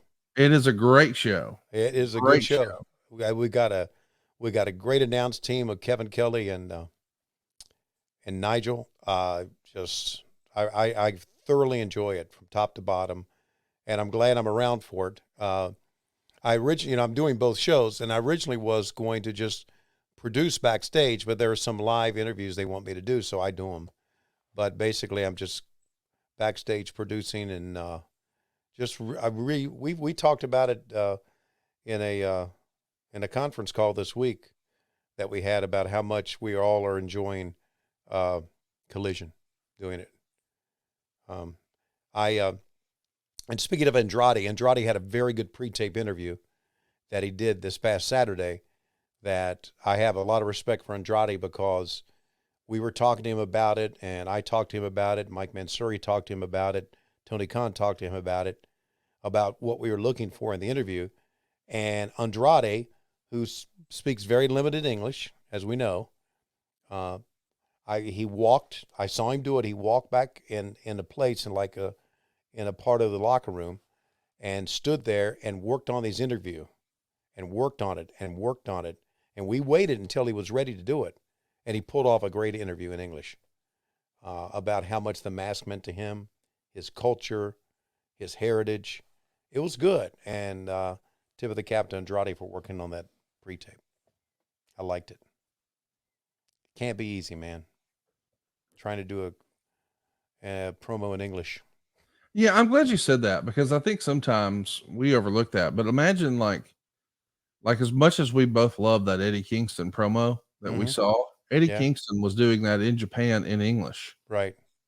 Now imagine if Eddie was trying to speak Japanese there, where that would be a second language for him. Like that, instead of trying to deliver it the way you really feel, you have to also think about, okay, let me get my critical brain and my emotional brain. So you've got to have two things going at once. Like, all right, what is the word for this? And then say it with conviction. And what is the word for that? And say it with conviction. That's tough. Right. So the idea that you can do that any of these guys come over here and do that is really something special, whether it's guys from Japan like Nakamura or certainly guys like Andrade from Mexico. Like, that's a tall order, man. Yeah, you're right on all counts. You're right on. And when a guy like Conan comes over and can cut a good promo in English, it really stands out. Right. I mean, think about how over his NWO stuff was, Mm-hmm. Yep. Let's do some questions. We got a handful of questions here popping off in the comments. Let's do a little bit here. Yambag Jones wants to know, I haven't heard any good goose stories lately, picking any fights lately. I've been goose free. I've had no goose problems. Have you run into any geese lately, Tony? I have not run any geese, but I try to avoid them wherever I can. There have been none around here. Well, I can hear them fly over sometime and squawk. And I'm thinking, oh, God, please don't land in the backyard because I know Lois's dog Chewy thinks he's a badass. He'd have a beak stuck up his little ass.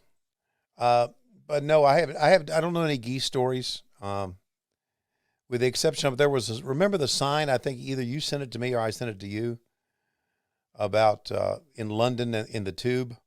Yep. And in the upper level, there was a sign, and it basically said, for lack of a better term, there are geese on the upper level. Don't fuck with them. Yes. Yeah. So everybody knows by now. Don't fuck with a goose. Everybody should know that Lucas actually donated $10,000 to shave Eric Bischoff's head. Those $10,000 went directly to St. Jude's. So shout out to Lucas again. He wants to know, or he actually suggests, we need a Tony Fires Back segment. I don't want that. You don't want to shit on everybody again? No. I can just do one big shit, okay, right now. Right. One big, okay. If you're a troll on Twitter, you need to go fuck yourself. Okay. End of line.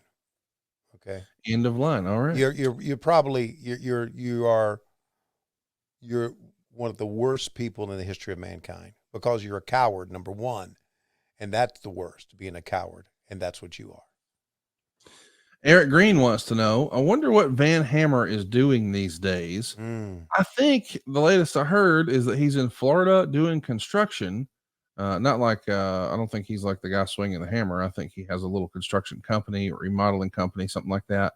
I think that's the word I heard. Have you heard what Van Hammer's up to these days? I thought he was a car salesman.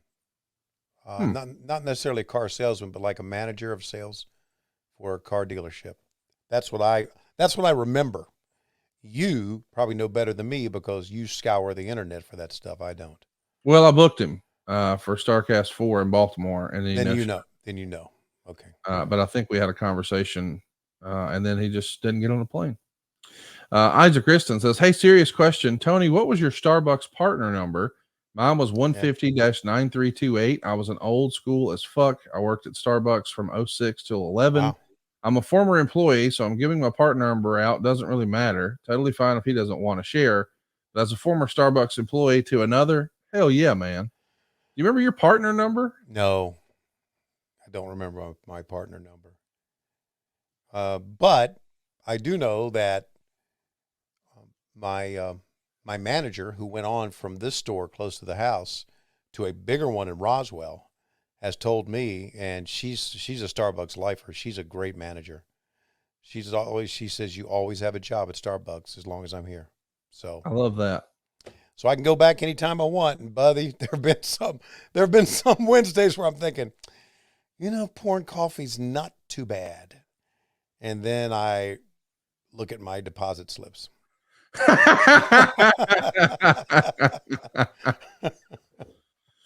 Yeah. How much shit will a man eat?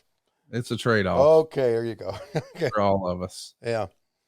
Josh Fields mentions an experience or an interaction that he and I had at Top Guy Weekend. He writes in the comments today, I popped Conrad by wearing my big motherfucker t-shirt at Top Guy Weekend. Mm-hmm. That shirt is available now over at lowestrules.com. Of course, that was born out of a segment on AEW Dynamite when Rick Ross, that's right, that Rick Ross, the rapper Rick Ross, did a promo in the ring and referred to Keith Lee as a big motherfucker.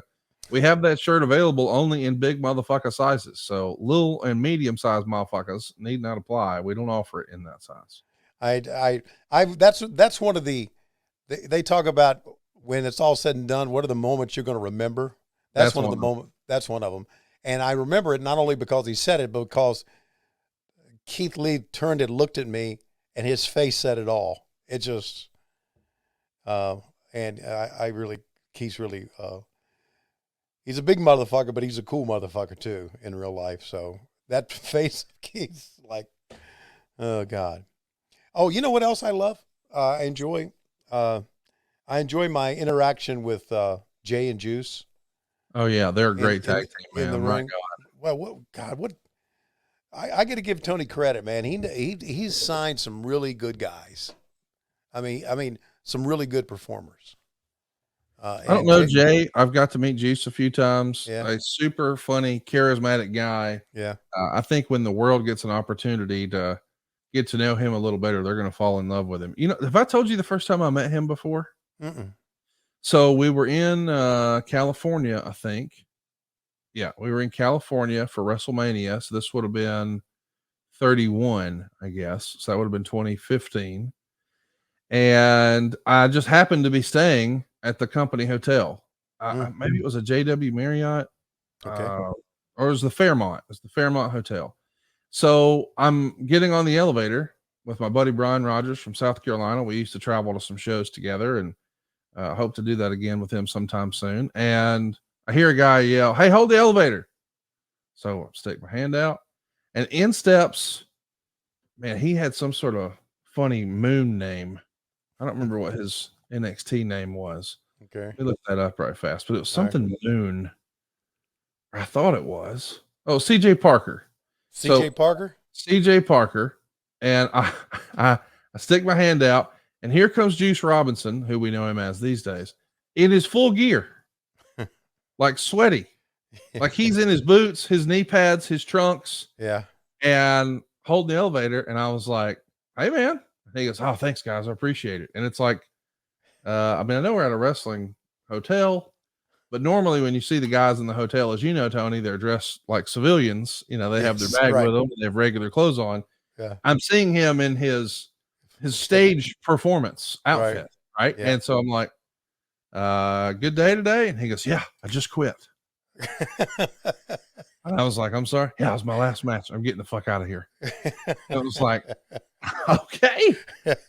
And that was it. He had just literally quit his job. I've never even told him that, but I was the guy who held the elevator, and he was so excited to just get out of there. I guess it was like, "This ain't for me. I don't want to do this anymore. I'm done." Yeah. Okay. That's Juice, man. He's a funny guy. They announced his release officially on April 3rd, 2015. So yeah, that weekend, that was it. And he was so excited to be out of there. And of course he went to Japan and did his thing and made quite a name for himself. And now we get to see him on a pretty regular basis on AEW. And I'm glad for it. By the way, sleeper match, if you didn't see it on Collision, Tony, how strong was that FTR match with those guys, with Jay White and Juice Robinson? I think it's probably the match of the week, maybe the match of the month, and we're just getting started. Absolutely. Absolutely. And now they're going to have a 2 out of 3 fall match. Oh, come on.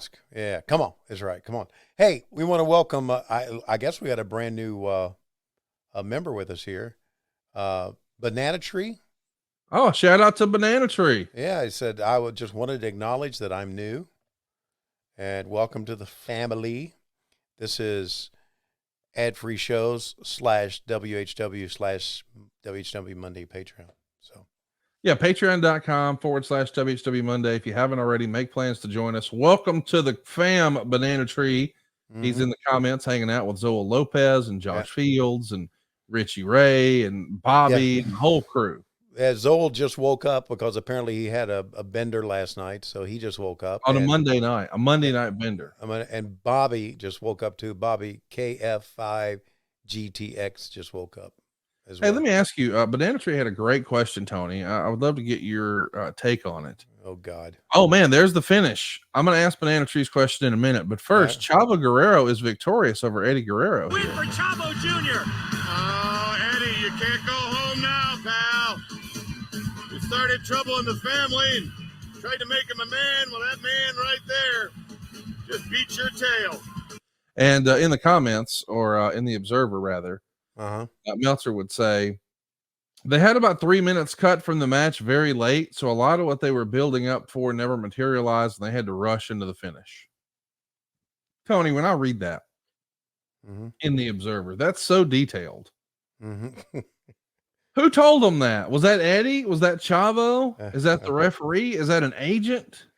I mean, my goodness, to know they had 3 minutes cut. How would we know that? A lot of the stuff they had planned, they couldn't get to. I mean, well, that had to be the ref, the agent, or these two guys. It was somebody, one of those four, right?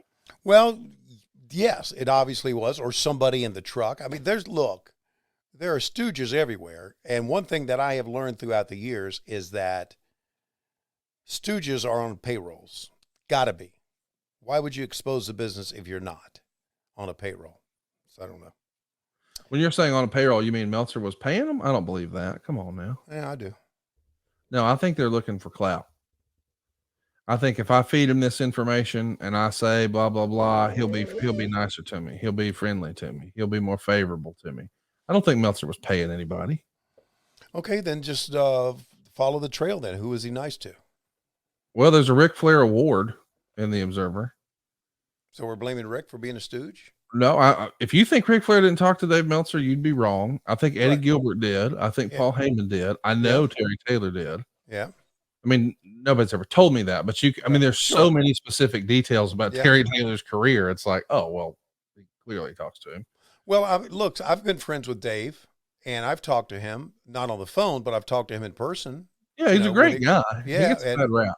And Brian Alvarez, who back then used to fucking crucify me, I was told. I get along with Brian. I like Brian. I mentioned Wade Keller. I'll often, have met Wade and liked him. And so those guys are pretty good. Now, there's some guys since that time moving forward that are really pieces of shit. I don't have to say their names because they know who they are. But I mean, you don't dislike Mike Johnson. I like Mike. Johnson. Yeah, I like Mike Johnson. Do you dislike Sean Ross Sapp? I like Sean. I don't know him. Okay. I don't know him at all. So there's one of those answers. Let's listen to Savage. I'm not buying it, brother. I'm not a mark, bro. You get the picture. Those eyes. I'm not selling anything. I'm saying this.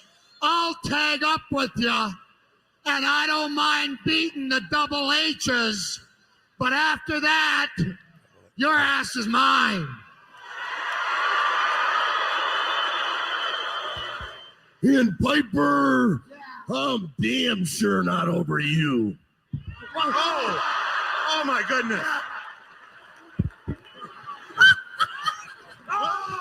Piper just nailed Savage with a right hand. They're going to go right now.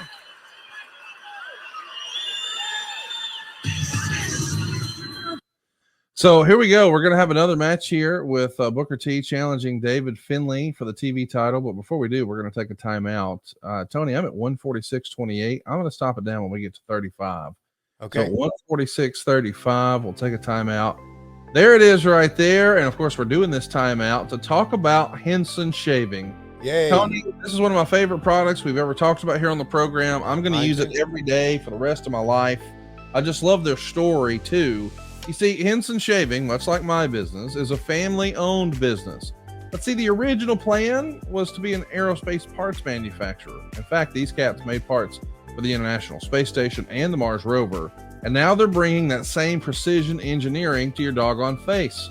They do this by using aerospace-grade CNC machines. You see, Henson makes metal razors that extend just 0.0013 inches, which is less than the thickness of a human hair. And what that means is a more secure and stable blade that gives you a vibration-free shave. And it gets better. The razor has built-in channels to evacuate hair and cream, which makes clogging virtually impossible. Now, what I enjoy and appreciate most about this razor is usually when something is better, it costs more money. It's really rare that something is better and is actually more affordable. But that is what they've managed to do here. Because Henson didn't want to make the best razor business. They wanted to make the best razor. Let me explain. There's nothing plastic here. There's no subscriptions. There's no proprietary blades. There's no planned obsolescence. You see, the Henson razor actually works with a standard dual-edged blade like your handsome-ass grandfather used to use. Except, Pop never had a razor that was thinner than the human hair. Think about that. 0.0013 inches. What in the world? Here's the cool thing about this. It gives you that old-school look and feel, but all the benefits of new school tech. The thinnest razor you've ever seen. And once you own a Henson razor, check this out, Tony. It's only $3 to $5 to replace the blades. I was in the drugstore the other day. I saw a package of blades. Now, it did have the handle with it. It was $35. But what that told me is it only came with like a month's worth of blades. So you're going to be back in there. What were the cartridges to replace it? $17. So if you're doing that once a week, buddy, $17 times 12, that's a lot of money. This is $3 to $5 a year. Not $3 to $5 a week, not $3 to $5 a month, not $3 to $5 a quarter, $3 to $5 a year. And listen to this offer. If you say no to subscriptions and say yes to a razor that will last you a lifetime, just visit hensonshaving.com/WHW, pick up the razor for you. I got a variety of different colors and use the code WHW. Buddy, you're going to get 2 years worth of blades for free with your razor. Just be sure to add them to your cart. Now, let me explain what that is. That's 100 free blades when you head to hensonshaving.com/WHW and use the code WHW. Now, as you know, I have a beard. I don't have to shave my whole face every day. I shave up and below, over and above my beard every other day. So sometimes I'm using these razors like 2-3 weeks. These razors will last me forever. My goodness, 100 free ones? What are you doing? Go right now to hensonshaving.com/WHW. Be sure to use that code WHW and add those 100 free razor blades to your cart. They're going to ship them to you. How great is that, dude? 100 free blades? Yeah, and don't forget to add them to your cart. That's very important. So. It is important. Let's get back to our program. We're at 146.35. That's 146.35. You'll see that fantastic Great American Bash set, the huge American flags, and Booker T strutting that ass to the ring. And some of the best WCW theme music there ever was, the Harlem Heat theme. We're at 146.35. I'll count us in here. 3, 2, 1, play.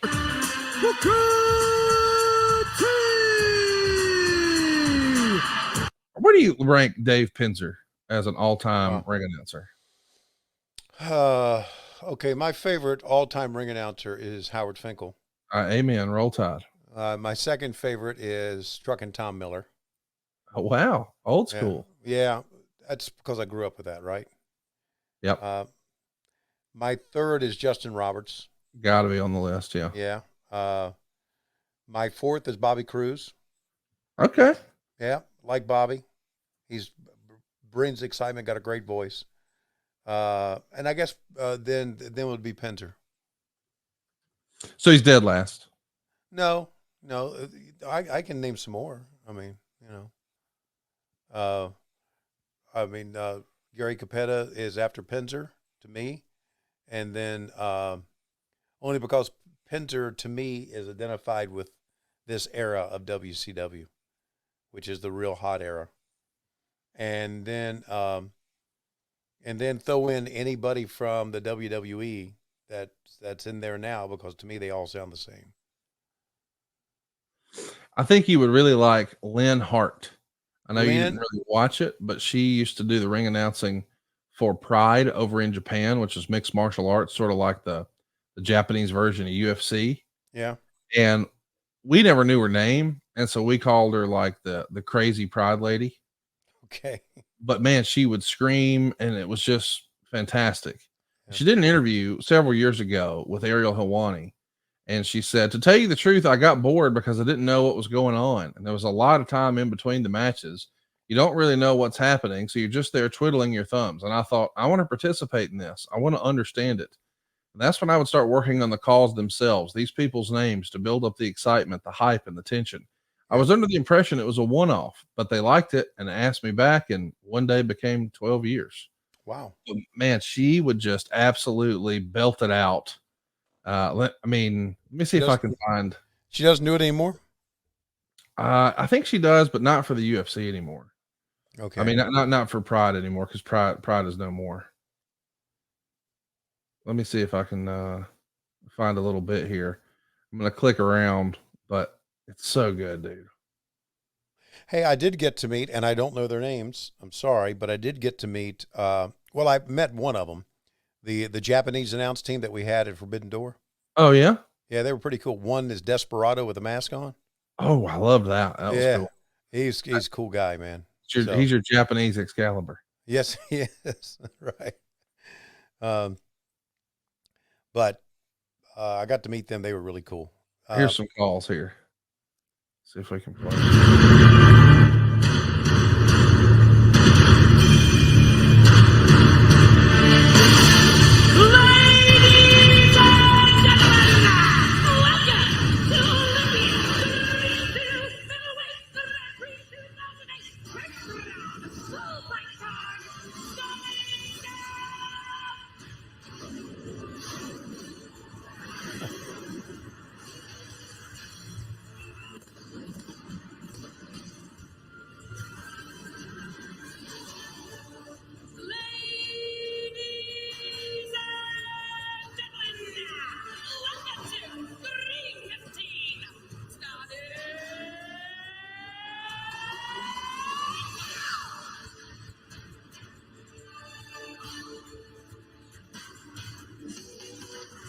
There is nothing like crazy screaming lady Lydia Haas to get your butt pumping.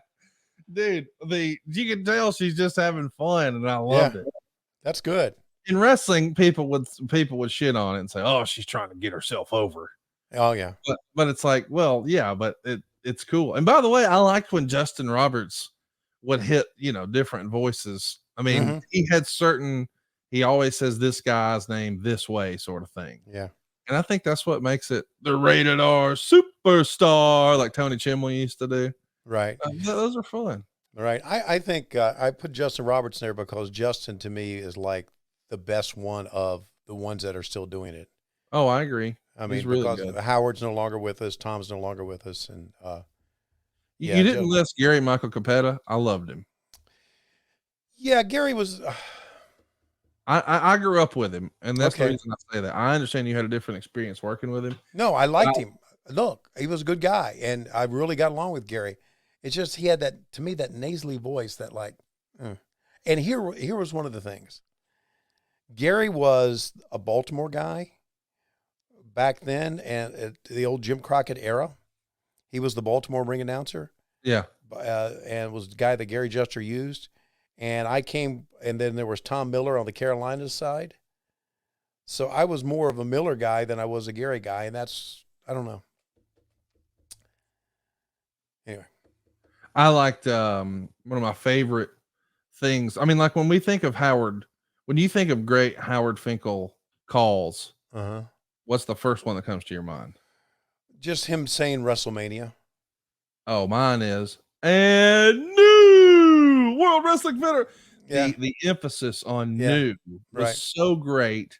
I wanted to hear it every time. Yeah, you're right. My favorite thing about Gary Michael Capetta, though, back in the day, and he only did it with one guy. He probably had other ones. And I know this isn't necessarily something that he came up with. Maybe he did. I don't know.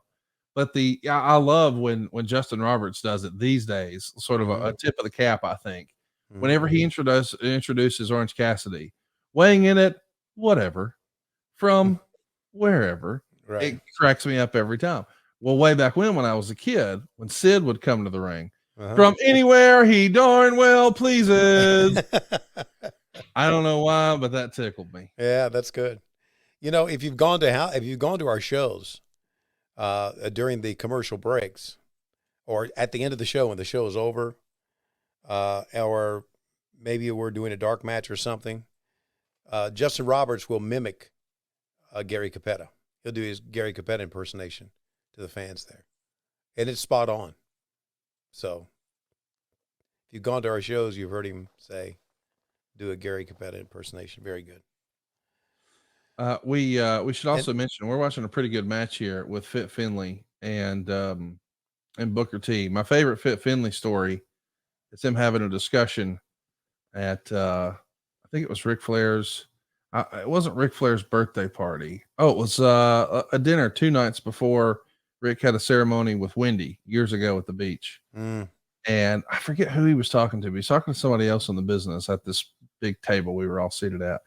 And he talked about how this generation will have cauliflower thighs instead of cauliflower ears from slapping the leg. And I couldn't help but laugh. I mean, I thought it was one of the great all-time one-liners. I didn't get to spend a ton of time with him. I did randomly wind up hanging out at the bar. Imagine that with his wife, and she is super funny, super delightful. She is. But I didn't get to spend a lot of time with Fit. But man, that one dinner, I will never forget cauliflower thighs as long as I live. Yeah, he had a very subdued, I guess is the right term, humor. Dry sense of humor. Dry sense of humor. He sure did. And he was fun to be around, and he was so laid back in real life. And really, in real life, such a fucking badass, right? But no one, I'm telling you, for humor among the boys, no one will come close to Dean Malenko. I thought Arn Anderson was on the list. You don't think? Yeah, okay, you're right. I'm sorry, but just, I mean, Dean right now in his old age is always on. I don't know if I told you this story, but we went to when we were in Rhode Island. Yeah, we did a function. AEW Together sponsored a function where the Parkinson's Association in Rhode Island, the state association, honored Dean Malenko. That's cool. Dean had a bunch of us, and I was the host, went to this function in Rhode Island. It was well attended. They introduced Dean. They introduced me, and I got up on stage and did a Q&A with Dean about his Parkinson's. And every question I hit Dean with, he came back with a joke. The funniest that slayed us all. And I said, Dean, when did this all start with you? You know, you were such a great athlete. When did Parkinson start with you? He said, well, I was in the house one day at the kitchen, and I started to shake. So my wife put my hand on my hand because she wanted to stop shaking. So her hand started to shake, her other hand. So my daughter grabbed my wife's hand, and her other hand started to shake. And the dog came up and put his paw on my daughter's foot, and his tail started to wag. And then the goldfish saw us, so he started to flip around, just thinking. And people were just dying. Yes. And he is, and Arn Anderson comes up, but Dean is, but Arn's not always on. Dean is always on, even backstage, always on. It's just the funniest man I've ever been around in my life. And Arn Anderson's a close second. Absolutely. Because Arn Anderson's lines are great, you know. Hello, fly by night. Call me fly by night one time. Hello, fly by night. He comes up with so many isms. Uh-huh. I don't know another way to say it. You know, I was thinking the other day, though, we should just take all of his sayings. Like if Brock just followed him around and recorded him around the house and on the road and making pounds, saying the things he says, it would pop off. Yeah. Don't you think? Yeah. I think it would. Like I saw the other day, there was a great Instagram reel that I sent to Dave Silva that maybe Dave can slide me in the comments and I can play here. But it was a guy who was dressed up like a Southern grandfather. And he just has all these great, I don't know how to say it, just great sayings and cliches and one-liners. And they just crack me up. And in a lot of ways, it's true to life. I hear that stuff all the time and have my whole life in the South. But I thought to myself, this is kind of like I could see Arn Anderson, or certainly Arn's dad, saying something like this. It's called Southern Grandpa Sayings. I got a name. What's that? Are we allowed to say them? I mean, is it here we go. Politically? Oh, I don't care. Okay. Go. Come on, I'll knock your teeth so far down your throat you ain't gonna know whether you're spitting or shitting. Hell, I went over to Jerry's and that new girl he's got about right there. He said he likes them tall girls. When he's nose to nose, his toes is in it. And when he's toes to toes, his nose is in it. God almighty. That boy's in there looking everywhere for his damn glasses and they're right on top of his head. I believe if you put that some bitch's brains in a duck, it'd fly backwards. Oh, look what time it is. Look coming here. Boy, if you ain't a sight for sore eyes. God, that boy's fast. I believe he could blow out a candle and be in bed before dark. Shit. Had to come in and take a break. I'm sweating like a whore in church. I tell you what, they're going to have to start feeding that little Annabeth across the street. That girl's so little she could fall through her ass and hang herself. Damn Charlene, I saw her last week in the dollar store with Eddie. And hell, this morning I saw her in there with Daryl. That girl's been run through more than a middle school hallway. No, Mama. I don't want no jalapeno now. You know the only thing I like hot's my coffee and my women. Yesterday I was sitting there holding that bolt, letting that boy swing that hammer. Whew, I was nervous as a nun in a field full of cucumbers. Well, hell, come on. Man, my goodness.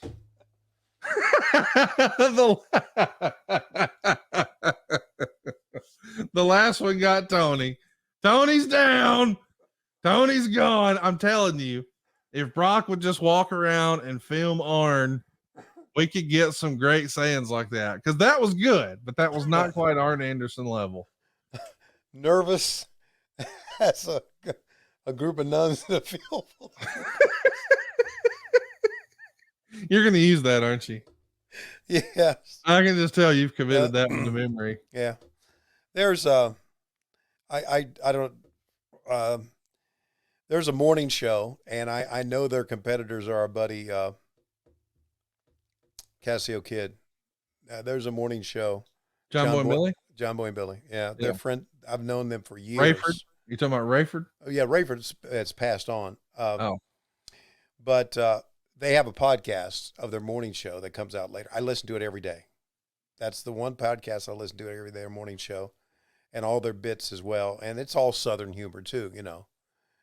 I knew John Boy and Billy when I was first starting in Charlotte, and I've known them for years. And they have that Southern type humor that just kills me, right? Yeah. Just absolutely kills that Southern stuff. And a lot of times it's not politically correct, but it's good shit, man. It's good shit. It's not like this. On hood. But Yes. nothing is. Yeah.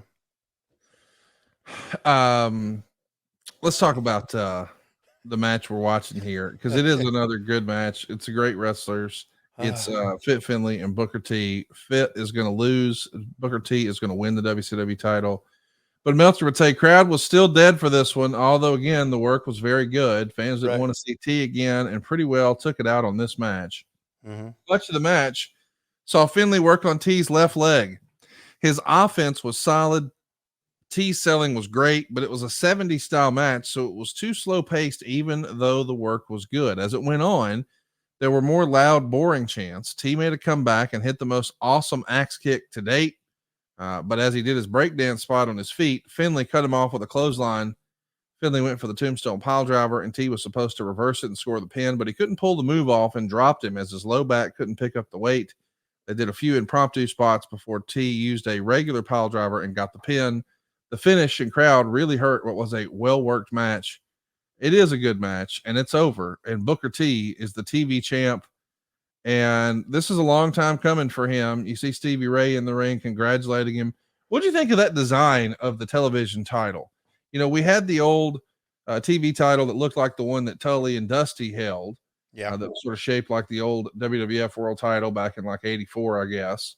And then we had the TV title like Regal held and Austin held. And I think Scott Steiner even held it. And now we've got this version of the TV title, which looks like the Cruiserweight title from years ago, or the light heavyweight championship, whatever it was called. And it's almost like a miniature big gold with the design. Which of those three did you prefer? Is this a Dave Milligan belt? That's a Reggie Parks belt. Okay. I didn't like this belt. Yeah. I thought it was I didn't like it either. It just, I mean, I didn't necessarily prefer the one before it. I still like the one Dusty had. The red one? Yes, the red. Absolutely. That's the best one. That's the best one. That's the one I remember when I think about television championship.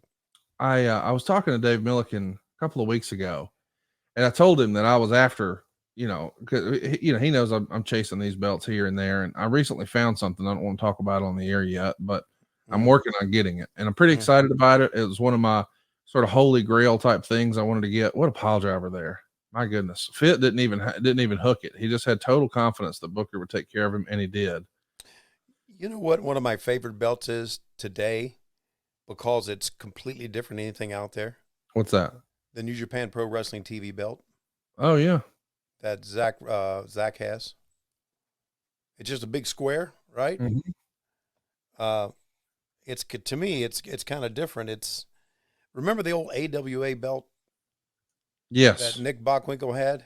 The inmate belt? Was that what it was called? The inmate belt? Yes. Yeah, I always thought that was kind of cool because it was different. I believe our pal Dan Van Alt, starts he's known online as Belt Fan Dan. He actually made that belt. I know for sure he made Eddie's New Japan Strong belt. I think he made that TV title that you're talking about, the Zack Sabre Jr. sporting. Right. That square belt though, I think, I could be wrong, I think that's video game inspired, because a few years ago they had like a 2K belt, and I think that's a similar design. But when I think of a square belt like that, I think of the one they had down in Memphis. I forget the name of it, but maybe it was just the CWA title, but it was a big square like that. What do you think of that New Japan World title? I know everybody likes the version that like Kenny Omega held back in the day and AJ Styles held back in the day. But what do you think of, you know, the I don't know about the design. It's got like wings on it. I'm not gonna say Yeah. it's like the Divas title, but you know what I mean. What do you think of Right. that version? It- The one it's that okay. Sonata has. It's okay. When he came out with it, I thought it was kind of subdued. I thought it should have been more ornate Right. to represent something bigger. Because it's the IWGP, right? International Wrestling Grand Prix. So Mhm. Look so at you it's- knowing things. Look at it- you it- knowing things. It's a big deal. Hey, Speaking of a big deal, if you go work with Excalibur long enough, you will know things. this is a big moment here. Goldberg is getting hot. This is before he's won the world title. This is June now. Remember that. We're a month away from him becoming the man and beating Hulk Hogan. But you see the signs in the crowd. Goldberg needs a challenge. Who's next? Let's take a listen. And they're all standing. There's not a butt on a chair in this place. And they're chanting his name. Let's listen in.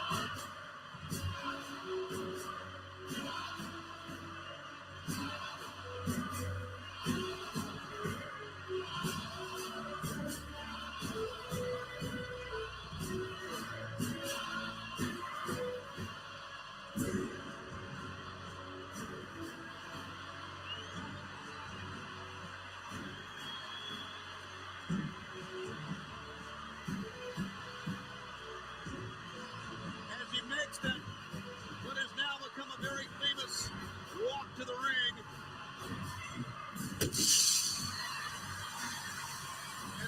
I saw someone debating the other day. It was a video where they asked WWE superstars on WWE Social who had the coolest pyro in wrestling.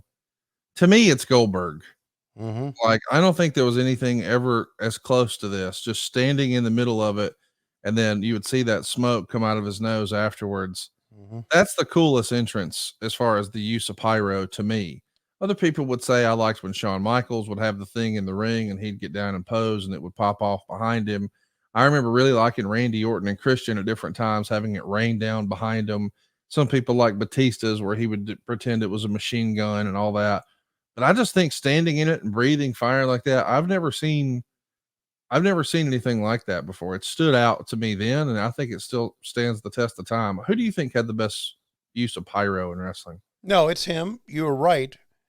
And one of the things that made it great was he stood in there, and I'm Yes. telling you, that hurt. Oh, it couldn't feel good. Yeah, it hurt. And he just sucked it up, buddy. That's what Goldberg did. He had the presence of, he was impervious to pain. And that music. Yeah, added so much to it. Oh, man. You know what's crazy is it's not even exclusive to him. I think Pat Tanaka used it a year prior on Nitro. Like it Wow. was just something in the generic library. And we've talked about that on our Goldberg episode. Before we flipped formats in the early days of WHW, you were pretty loud and proud and admitted, hey man, they didn't even tell me his name until he was walking to the ring. Right. Right. Like you didn't know, is it Bill? Is it Bill Gold? Is it Goldberg? Is it Bill Goldberg? And so you had to like press mute on your mic and ask the truck, what are we calling him, guys? Because they didn't even have the lower third. So he's actually through the entrance set, down the ramp, and in the ring before you ever say his name. So it's just an afterthought. Right. And when we were so fortunate to have Kevin Sullivan with us for Top Guy Weekend here in Huntsville, a low-key big hog get together, which you can be a part of. Just go join us over at whwpatreon.com. Or I'm sorry, patreon.com/WHW Monday. That's patreon.com/WHW Monday. We had him on and we're talking about Goldberg, and he made some comparisons I'd never heard before. I think most wrestling fans took a look in September of 97 when we first saw him getting hot and or making his debut. We saw on the other channel Steve Austin getting hot, and we thought, oh, so they're just trying to mimic that. You got a bald-headed guy with a goatee wearing black trunks and black boots and black knee pads. And he goes, I mean, he didn't deny it. Kevin Sullivan says, my idea for him when I saw him in the power plant was, let's make him the Mike Tyson of wrestling. Quick, explosive matches, knockouts like what Tyson had. But I want him to walk to the ring. Let's show him walking out of the backstage area, just like they did the Tyson fights. And let's just put him in the low black boots, just like Tyson fought in. Let's put him in the gloves, make you think about Mike Tyson. He's going to be the Mike Tyson of wrestling with the head movement and all that stuff. I never even put that together. But when Kevin laid it out, it's like, well, that's exactly what it was. Mhm. Because at the time, let's just give everybody the context. In September of 97, Mike Tyson is the largest pay-per-view box office attraction in the world. Right. And so it makes way more sense that we're not going to mimic the guy who's getting over on the show we're beating. We're going to mimic the biggest star on pay-per-view and just make him our version of that. And they did it, man. And I think that analogy made so much sense. I don't think we've seen anything like that before or since in wrestling where the crowd is this far behind a guy. It's a phenomenon that I don't think we could recreate. What do you think, Tony? We won't recreate it. It was just a combination of an idea by Kevin Sullivan, a guy that could pull it off, and just being in at the right time. Fans are looking for that superstar, and look how they sold this, pulling Conan up, right? Oh my gosh, Conan's doing such a great job here, being helped to his feet by Rick Rude and Mr. Perfect, and then they jump him. Yeah, of course they do, because he lost to Goldberg. Meltzer would say this: Goldberg got the most enthusiastic ring entrance this side of Antonio Inoki. Same match we've seen about 99 times, but the reactions to it keep getting bigger. There was a lot of heat stemming from the changing of the original finish. Kurt Hennig was unhappy because the real heat for him was to be the guy who screwed Goldberg on his 100th win, and he had major words with Eric Bischoff regarding both this and his interview on Thunder being canceled a few days earlier. Wow. Kevin Nash was unhappy because it was his idea that was accepted and then later overruled. Anyway, Hennig and Rick Rude jumped Conan after the match. Hennig pulled off his red and black t-shirt to reveal underneath it's a white and black version. Well, that's two more turns for this week that nobody cares about. Kevin Nash and Lex Luger ran in to make the save. So that's something that doesn't get talked about a lot. But Kevin Nash apparently booked, or it was his idea, to have Goldberg's streak end right here. So this was the match that made him 100-0. They wanted to say, hey, let's get some heat on these guys and have them cost him the match and end the streak, get the title off of him. So I guess in that way, Conan would have become the U.S. champ. The streak is over, and it would have ended right here. Nash pitched it. It was accepted. Kurt was all excited about it, and Bischoff vetoed it. It's funny to think about what could have been. You know, when we talk about streaks in wrestling, there's only two really that people talk about, and that's The Undertaker at WrestleMania and Goldberg's streak. I'm not talking about ratings. I'm talking about actual creative. Right. And to think that this could have been it, and the guy who ends the streak is Conan a month before Goldberg beats Hogan at Georgia. Man, I'm glad they called that audible. Kudos to Eric Bischoff for seeing that. Yeah, I mean, losing to I'm not trying to heap shit on Conan here because I love Conan, one of the great performers, but losing to Conan? Well, for the U.S. title before he even gets to the world title. Like, right. Like if you're gonna end this streak, make it for the world title, make it at the biggest pay-per-view of the year. Don't make it Great American Bash for the U.S. title. Exactly. Like who it is secondary to where it is and when it is to me. Right. Good call. But man, what a cool story that I don't think a lot of people talk about or discuss. And you know what? Let's ask you guys, when do you think the streak should have ended? Tell us what you think over at WHW Monday on Twitter. We would love to hear from you. We'll throw that up so you guys can give us your feedback. We know it ended at Starrcade 1998 in December of this year. I guess it was supposed to end in June. It did not. If you had the call, when would you have ended the streak? Look at this Bash at the Beach promo here. We're going to be covering Bash at the Beach next week here on the program. Of course, that's the one that happened July 12th. This would have been the exact 25th anniversary as you're listening to it today. We thought it made sense for you to see this one because of that Goldberg backstory. We'll cover that one next week. Bash at the Beach 1998. Really the high watermark for WCW on pay-per-view there for a long time. You had DDP and Karl Malone teaming up against Dennis Rodman and Hulk Hogan. And of course, the guy who we just saw interfering in this Goldberg match, or the original idea, the former Mr. Perfect, Kurt Hennig, he's going to be the guy challenging Goldberg in that match. So that should be fun. And we got Michael Buffer here. When you were naming your favorite ring announcers, you never said Michael Buffer, buddy. Yeah, he was good, but I don't know. To me, Michael Buffer will always be a boxing announcer. Right. So I wouldn't consider him a wrestling announcer just for special things. And the money he made by just appearing was Phenomenal. Yeah. Good for him. Yeah. Yeah, good for him. Hey, Absolutely. we want to give a shout out. I know that we're not supposed to be doing this now, but I just love a real testimonial. Bobby gives a great testimonial about a product we talked about earlier. I just want to highlight it. Sometimes I know if you're listening to this show, you think, oh, Conrad and Tony are shilling. Yeah, And we we should. are. Of course we do. That's what we're paid to do. But at the same time, these products are really good. Take, for instance, what Bobby has to say. He says, I love my Henson shaving razor. The razor is amazing, and the blade shaved my face smoother than any other razor I've ever used. So there you go. Don't just take mine and Tony's word for it. Bobby's checked it out, and he's listening to us commercial free. But he checked it out, and he loved it. Yep. Good stuff, man. Good stuff. Man, it's a long-ass show. Yes, it is. Feels like... Those marathon tapings back in the day in WCW and Disney or something. Yeah, or the marathon tapings we had back during the pandemic at Daly's place. Man, I felt bad for you guys. Remember that first time you had to do? You did it in Georgia. I think that was at the Nightmare Factory, wasn't it? Yep. Right. I mean, just back to back to back to back, like last minute. Nobody knows what's going on. We got a show that needs to be on air. Right. Those were stressful times that on some level feels like last year, and on another level it feels like 10 years ago, doesn't it?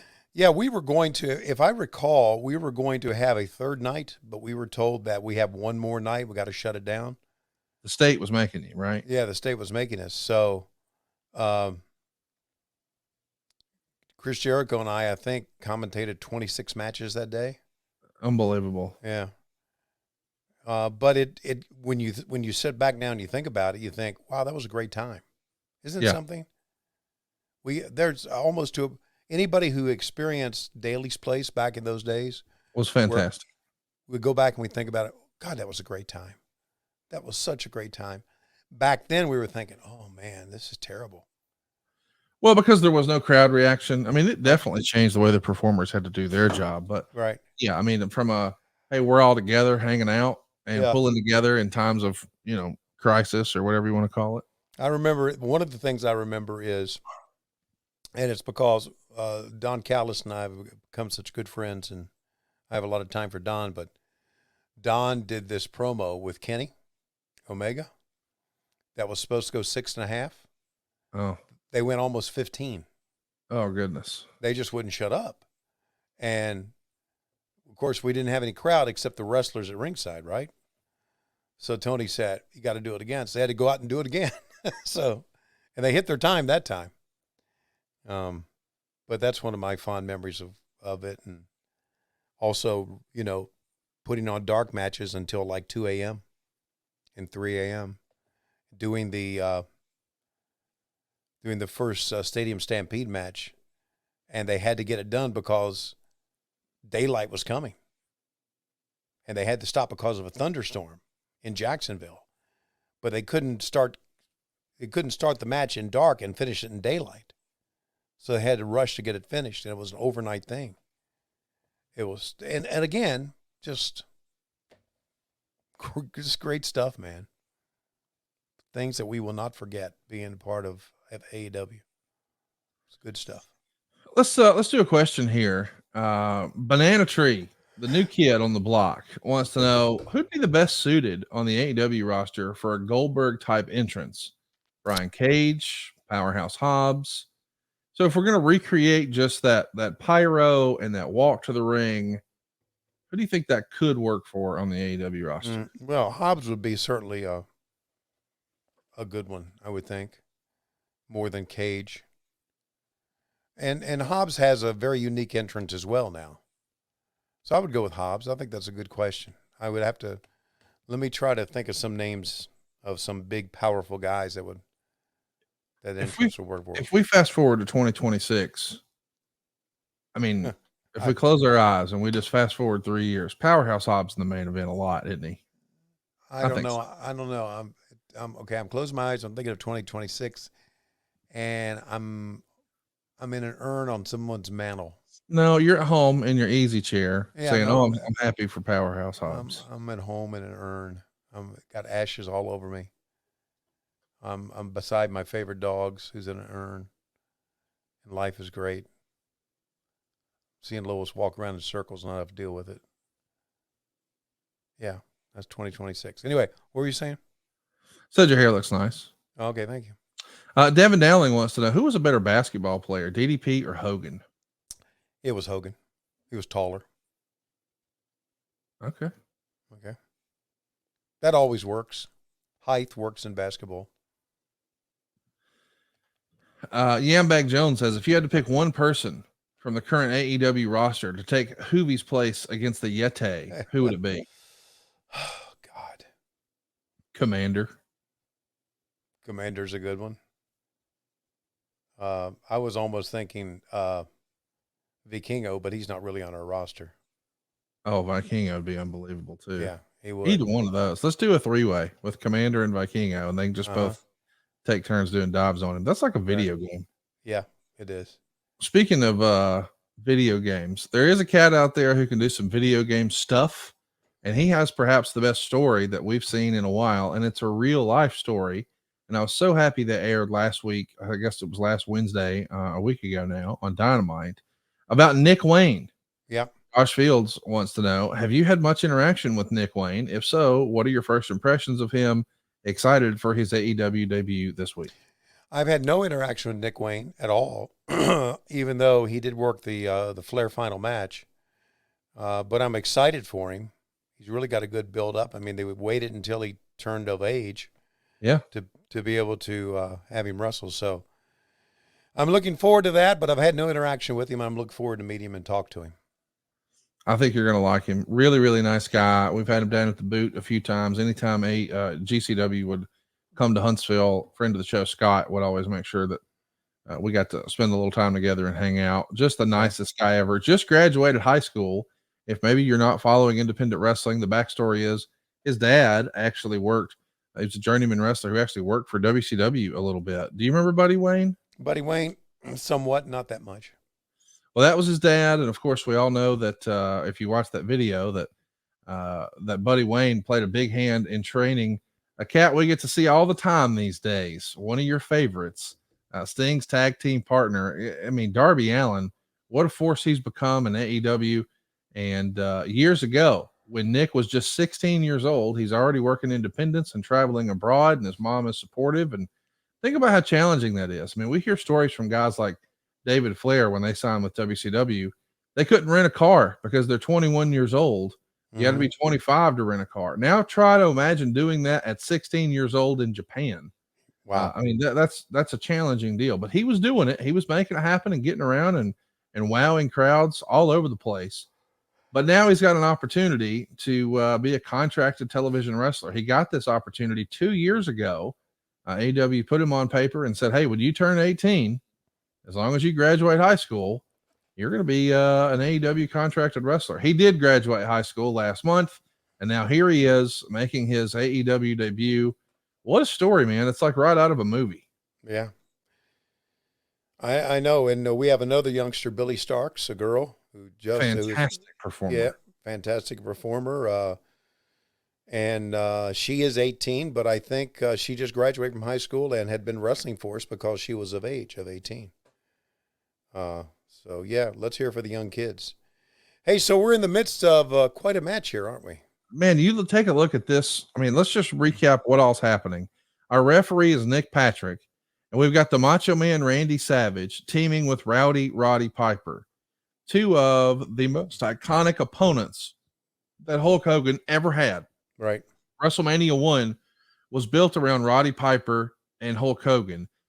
The high watermark for a lot of years at WrestleMania was WrestleMania 5, and that was Hulk Hogan and Randy Savage.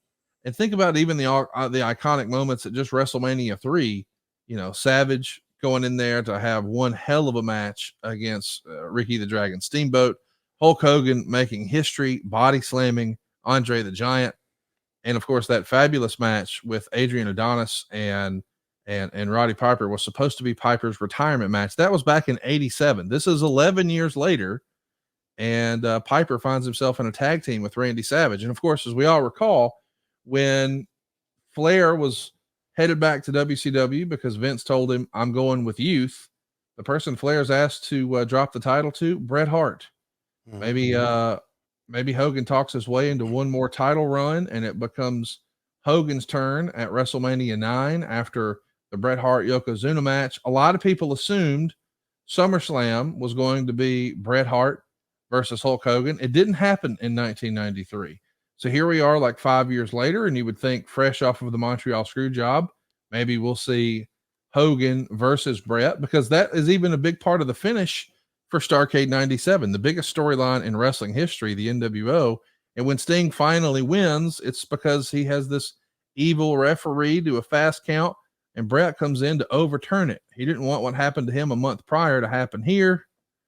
And we think that's going to be Bret versus Hogan, but they don't do that. Somehow Bret is teaming with Hogan. It was a real head scratcher for me. I assumed that they thought maybe there was some long-term story planning or storytelling in place. Maybe we'll get to Hogan Bret eventually. It never really happens, but we do see him in a tag match here. This is crazy to think about, is it not? It's nutty. And one thing you talked, that's a big sore point with me. When you said, because of the fast count at Starrcade, there was no fast count. And God damn, we were told to make it sound like a fast count. Yeah. That's when I knew we were fucked. That's when I knew we had no idea what we were doing. The fast count fuckaroo. Yeah. That's when I knew that we were completely unhinged. That's why in Butts and Seats, the Tony Schiavone story, that's why I knew that we were fucked. That was the end of WCW right there. Starrcade 97. And I know 98 was a great year financially for us and everything, but we were still fucked. Because the inmates running the asylum, so to speak. I mean, here's the thing. I wanna jump in there with you. But this pay-per-view did 290,000 buys. It was up from Slamboree 98, which did 275. It was up from Spring Stampede, which did 275. But it was down from Uncensored, which did 415. It was down from Super Brawl 8, which did 415. But go back all the way to Starrcade 97, that did 700,000 buys. And the following month, Bash at the Beach 98, that does 580. So we're 1 month away from the second biggest buy rate in WCW history. Of course, the high watermark was still certainly Starrcade 97, Sting and Hogan. We fumbled, as you talked about. But man, it's not all the way done yet. We get one more bite at the apple next month. And I got to think a lot of that is because of what Eric pulled off with getting guys who are competing for the NBA championship. I mean, the Jazz were playing the Bulls. And that's real for the NBA championship. And now, oh, by the way, the next month they're going to wrestle too. That's a crazy story when you think about it. Yeah. And kudos to Eric for pulling that off. Eric again had so much vision, as Dusty would like to say. Yes. And kudos for him. But again, you go back to Starrcade 97, we put some poison in the company. Well, yeah, and that was eventually we were going to drink from that well, and it was going to kill us. So it did too. As a reminder, Starrcade 97, 700,000 buys. A year later, when the streak ends, and Goldberg loses the title at Starrcade 98. It's at the same building. It's also a sellout, just like it was in 97. Yeah. But instead of selling 700,000 pay-per-views, you sell 460. Yeah. That's quite a fall off. Yep, it sure is. We're not falling off with you guys, though. We're home stretching it. We're getting towards the end of this marathon show. Greatly appreciate you guys hanging out with us. We've still got 2 matches to go. Thankfully, the next one's only 1 minute and 37, and the main event is 6:40. We're going to take a break after this match is over. This one got a dud rating in the Observer. Piper got the weakest entrance reaction I've seen for him in years, and in Baltimore, it should be a big Piper town. While Piper and Savage got separate introductions, Hart came out to Hogan's music. It was terrible. Hogan worked the first 628 before tagging out, and it wasn't like Hart did much either. The only good thing in the match was a spot where Hart went to headbutt Piper's stomach, and Savage put a chair over Piper's stomach, and Hart headbutted the chair. Piper was mainly working on from at that point with Savage hot tagged, with Hogan and Hart trying to feed him, but not looking good in doing so. Savage went to the top rope, but fell off. selling that his knee had given out. Hogan then wrapped the knee around the ring post, and Hart put him in the sharpshooter for the submission dud rating. Lots of talent, but the story's not there. And you can take a look at the crowd when you see all 4 guys in the ring right now. Not a single person's on their feet. Right, and they normally they should be. I mean, they're all seated. Okay, and there was a little diversion there right there, and Hogan hit Bret Hart by mistake, and you would think the fans would react to it. Nothing. It's crazy to think too, you know, and I know there's been lots of reliance on WWF talent here in WCW, but you got Brutus the Barber Beefcake on the outside. You got the Macho Man Randy Savage, Roddy Piper, and Bret Hart. Yeah. I mean, 5 of the biggest characters in WWF wrestling history. Sure. And nothing. Yeah. The only pop was when Savage did this and he was going to go up top. The fans kind of went up, and then, of course, he fell and they came back down. Right.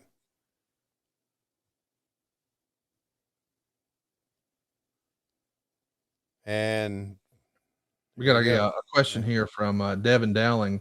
Did you order this on pay-per-view when you were younger? Hashtag Ask Conrad. Yes, I did. I got every WWF and WCW pay-per-view between me and my friends. Sometimes I would get one and they would get the other. Sometimes I'd get both. I was working at the time, so I could afford to say, hey, Mom and Dad, will you get this? No, son, I'm not spending another $30. Okay, here's $30. Oh, you ain't really got to pay for it. I'll do it. If you were going to pay for it, I'll do it. So thanks, Dad. Appreciate that. You knew how to work the parents too, didn't you? I did, man. I was always working gimmicks. Always working gimmicks. Hey, Banana Tree asked a question that we were going to throw to before we did a break. I want to do it before we do this break. He says, how do the vibes between Collision and Dynamite compare? Both are fantastic as a viewer, but Collision seems more fun. He says that with a question mark. Are there different vibes for different shows?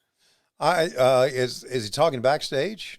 Yeah, I think he just means maybe Wednesday night versus Saturday night. Yeah, I think that the vibe is different because we have a smaller roster on Saturday than you do on Wednesday. Yeah, and it's not so that makes the vibe different in the backstage area because it's, and of course, listen, Collision's new, right? So yeah, the vibe's different, and Collision's got that cool Elton John music, and the Saturday Night Main Event open. So yeah, it's different. So, you know, we'll see after a couple of years if the vibe is still different.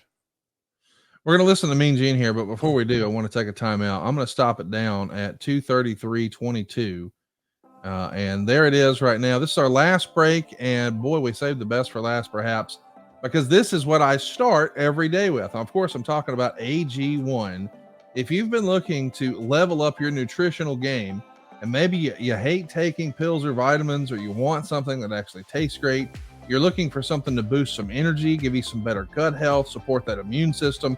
If you just want to cover all of your nutritional bases, look no further than AG1. My wife and I started doing it actually at the beginning of the pandemic. Well, she was doing it before that, but she said, hey, you should start doing this every day with me. And I saw that green stuff and I said to myself, self, I ain't doing that. And then she said, just try it. I took a sip and I was like, hey man, this ain't half bad. Dare I say it's actually pretty good. My wife still takes it first thing every morning before she goes to work out. Now, I'm obviously not going to work out at 4 o'clock in the morning, but I do have a long, hopefully productive day at work. AG1 makes sure that I get that mental clarity and focus all day long. There's not an afternoon crash like I used to have back in the day. And I credit a lot of that to AG1. I feel sharper and more productive. And a lot of that is because I'm getting like 75 high quality ingredients to give me everything I need to support energy, focus, strength, and clarity. Think of it as like your all-in-one nutritional insurance. And great athletes all use this because it takes care of their bodies. They need to optimize their whole body health. And that's something I'm learning about, all right? If you're looking for a comprehensive solution and you think that would help you and your supplement routine, man, can I recommend that you try AG1? Get a free 1-year supply of vitamin D and 5 free AG1 travel packs with your first purchase. All you got to do to try it is go to drinkag1.com/WHW. That's drinkag1.com/WHW. Check it out. Tony, what do you think of AG1? AG1 has changed my routine from 27 different supplements and vitamins to just 1 scoop every day. and it works. And I love the travel packs. And of course, vitamin D is very, very important. If you don't realize how important vitamin D is, read about it. It's more than just bones. It's good for your heart. So good stuff. I think you're going to dig it, and I think you're going to dig what we're doing next here with Mean Gene. Let's get back to the program. We're 2 hours, 33 minutes, and 22 seconds in. You'll see Piper standing over a downed Savage. Mean Gene has the microphone in his hand, and we're home stretching it here. In 3, 2, 1, play. Review, and how could you possibly continue on with a one-on-one match like we've talked about? Tony, he doesn't want to talk about it. It's going to help Savage up. Thank goodness. Yeah, maybe some mutual respect between the two men tonight. Oh, Savage on one leg. Or so we thought. Savage, well, the bell sounds, and by golly, it's going to start. He's only got one good leg, I guess. He's like a man possessed. I mean, he still wants to fight. He's using his already injured knee across the windpipe of Piper. Well, it's got that brace on it, and that's added pressure. And the match is underway. He's fighting Piper on one leg. Piper was the man of honor. Said, hey, forget about it. I'm going to help him up. Look at this, a one-legged... Sorry, ahead, Tony. A one-legged man. Yeah, you're right. Going up top. Bad knee and all. And would you ever take an elbow drop off the top rope from Randy Savage? Yeah, I would. Well, and then I'd flop around and heave and then say I need workman's comp for like 5 years. Why didn't you do that when MJF pushed you down? Oh my God, Randy Savage just destroyed Charles Robinson. Yeah. Oh, and Piper hit him right in the ding dong, and now right in the eyes. I was reading Tito Santana's book the other day. Oh. I don't know why it was, but I found myself reading Tito's book, and he told a story about wrestling Roddy Piper. And Piper was big on doing that whole Three Stooges spot where he would poke the fingers in the eyes, Right. And Tito said they'd done the spot 1,000 times, and then one day his finger just really went in his eye. And he's trying to apologize profusely because clearly it's an accident. He didn't mean to hurt him. But I'm thinking, damn, that seems like such a simple, easy, nothing to do spot. But then if his finger really goes in, holy shit, this is the worst thing that you could have done to me, right? Yeah. Well, if it's a spot they've done 1,000 times, eventually it's going to happen. Yeah, you're due. It's Yeah. just the law of averages. Yeah. So that's it. Piper gets the win, and boy, it was fast. Next up is our main event, and it's for the tag titles. So I know what you're thinking. Well, our tag champs are Sting and the Giant. Who are they wrestling? Each other. They're wrestling each other for the tag titles. The winner of this singles match is the tag team champions. I'm not doing my best Pat Patterson and fucking up my plurals. That is the stipulation. Mano a mano for these tag belts. And as if you think that's not as ridiculous as it could be, the Giant walks to the ring smoking a cigarette. What in the world is happening? WCW is on a tear. They're selling out arenas. They're setting pay-per-view records. They're setting merchandise records. They're running dome shows on a Monday. And now we can still get away with silliness like 2 singles for a tag title. And oh, by the way, we're going to have you smoke on the way to the ring. With that in mind, I can promise you, it may not happen this year. It may not happen next year. But if I ever have a live interview with a champion, I'm going to look to my right and say, hey, put that cigarette out. I promise you I'm going to do that in reverence and honor of Mean Gene Okerlund. Listen to this. This time, the final match of the Great American Bash. 2 men will now face each other in an all-out clash of original NWO versus the NWO Wolfpack. He just lit a cigarette. Going to the ring first. Wearing black, he stands 7 feet 4 inches, over a quarter ton at 504 pounds. Threw a lighter to the crowd. He is without a doubt one of the production most guys.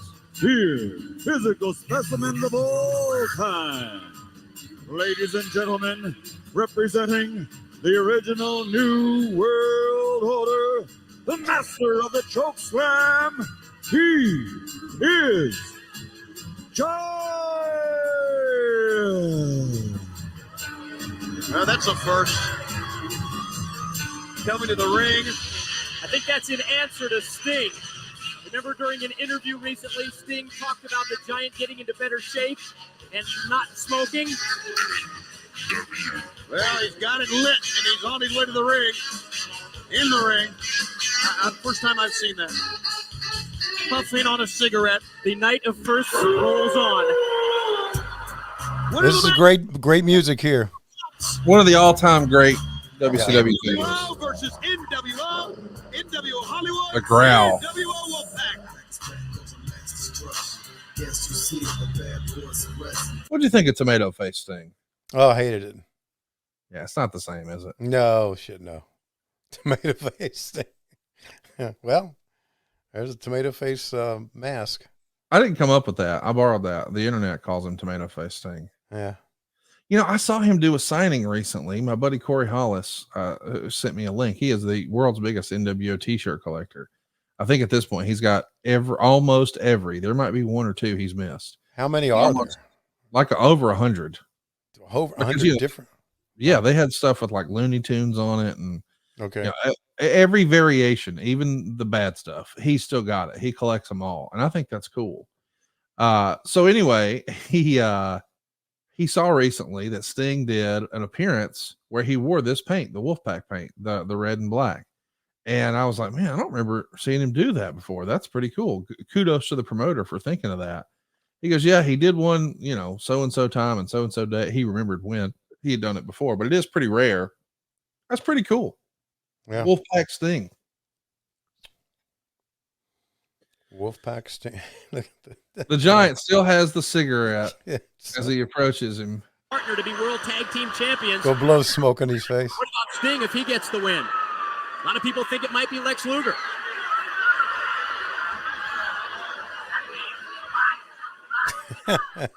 Wow. The slap in the face. You knew that was coming. I mean, Sting is not a man to stand idly by for anything. So there you go. We're going to be off to the races here. Meltzer would say Giant came out smoking a cigarette because Sting did an interview last week talking about Giant spending all day smoking and being so out of shape. He wore a t-shirt over his regular ring outfit, I guess because he was subconscious about being out of shape. Anyway, Giant may no longer be the world's biggest wrestler, but he's still probably the world's biggest chain smoker. Sting started out fast, but Giant made him with a boot, blah, blah, blah. It's interesting, you know, that they're telling this story as best they can about two guys who were supposed to be tag champs, but they're just not getting along. Right. Yeah. You know, Paul talks a lot about, not a lot, but Paul has talked about, you know, his regrets for smoking back then. Really? Oh, yeah. Oh, I didn't know that. Yeah. You know, I guess as you get older and, you know, and you're not the athlete that you once were, and, you know, you start to say, what if I would have done this different or that different? Right. Absolutely. Well, there's another little public service announcement. We said, don't rip furniture. Don't smoke cigarettes, boys and girls. Did you ever smoke cigarettes in your life, Tony? Smoke cigarettes? Yes. We would go fishing and they would have Lucky Strikes and they would hand me one and I would go, would never inhale it. And I go, I don't like this, but that's the closest I ever came to smoking. Did you ever smoke cigarettes? Nope. Never had one. My parents smoked cigarettes my whole life. They quit about 15 years ago, I guess, maybe a little more. And they've never looked back, but for a long time, I realized and recognized my parents were, when I was a kid, slaves to cigarettes. Whose car we rode in, what restaurant we went to, all that stuff was determined by when and where could we smoke. Right. And I remember when we would move, we'd take a picture off the wall and there would be like, you could tell where the smoke had gotten around it. And underneath it was the original paint color, but now we've got all this nicotine on the walls. It was just gross. Yeah. So my mom and dad smoked all the time too.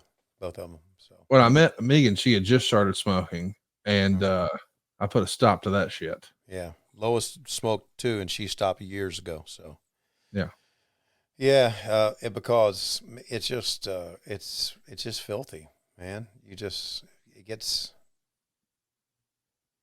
yeah. Anyway, I puffed on some cigars at times too, but again I stopped because, and I know like there's some wrestlers like Cody loves cigars, Taz loves cigars, Yeah, Taz is a big cigar guy. yeah, and there are even magazines on cigars. So cigars are still in a way kind of fashionable. Oh yeah, for sure. Yeah. Right. Coach Keith Morrison, who just woke up, his last text was at 7:20, his last message, now 10:01. So he's been asleep for like an hour and 40 minutes. You have been too, Tony. We appreciate you joining the show again. What's that? I said your hair looks nice. Thank you. Hey, I wanted to mention something that was in the Observer.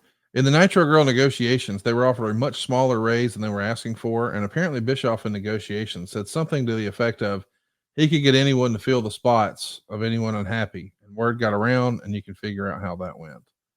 I think that's funny. They were asking for a raise, and he's like, well, I'll just get somebody else. No big deal. And in fairness, he probably could have. I mean, that's probably a pretty good gig. It's not like you were marketing the ladies individually, right? That's right. We're watching an interesting match. I wouldn't go so far as to say it's a great match, but look at the crowd, man. They're just not with it. I mean, here's Sting doing a stinger splash, and normally when you saw that, people would be on their feet going bananas, and they're just not here. No. And I know that you at the top of the show said, hey, you're not trying. Oh, he just body slammed the Giant. That got a reaction. You sure did. 113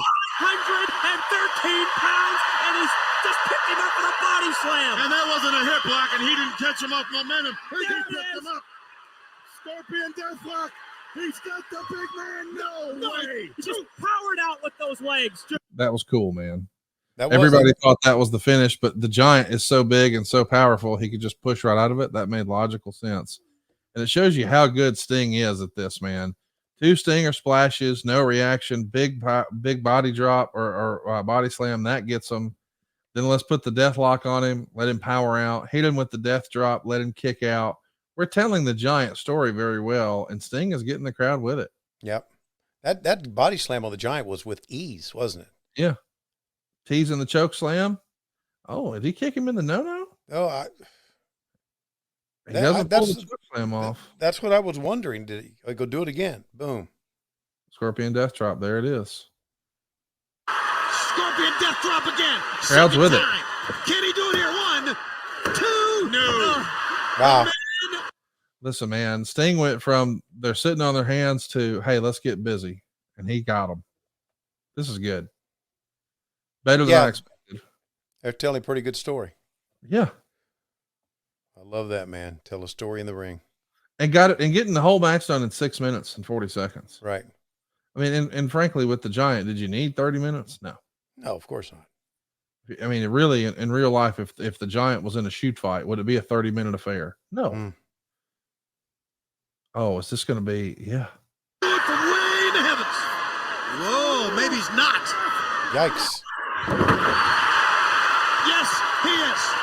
1, 2. Yes. Look at the crowd.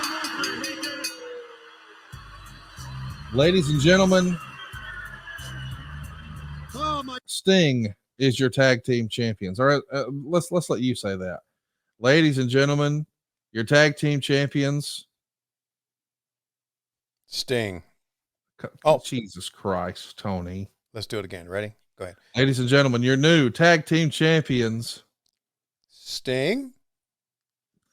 All right, boys and girls. No, let's do it. I'm sorry. Let's do it again. I know what you have to. Go ahead. One more time. Ladies and gentlemen, your new tag team champions. Sting.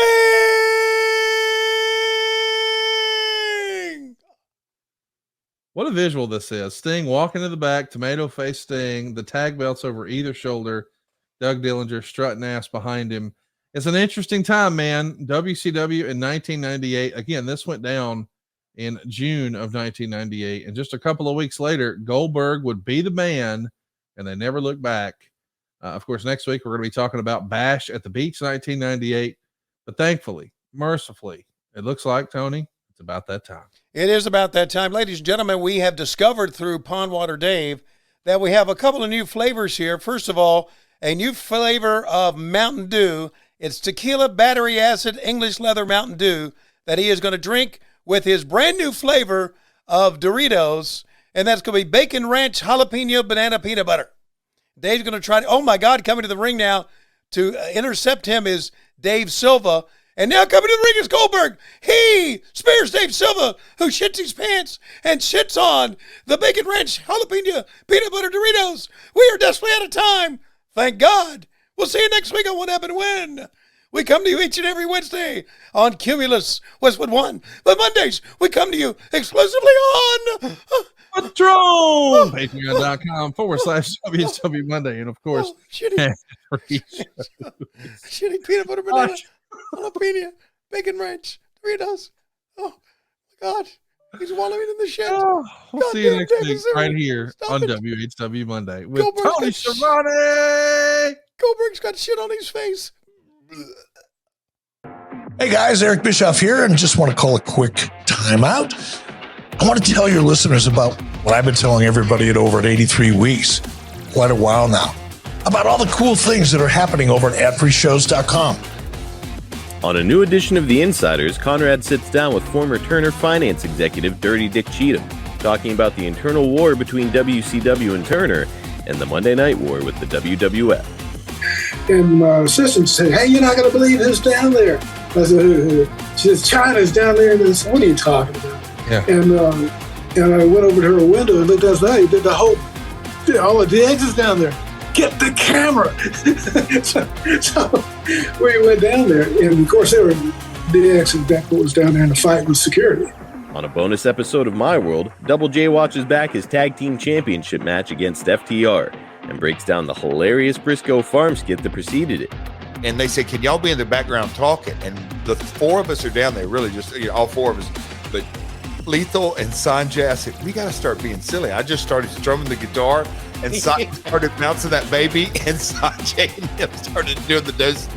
I think this is, I don't know, it's the funniest, but I still think it's hilarious. It's a complete ad lib, but it played to, you know, the line he said, them clowns, and we're down there dancing. Perfect.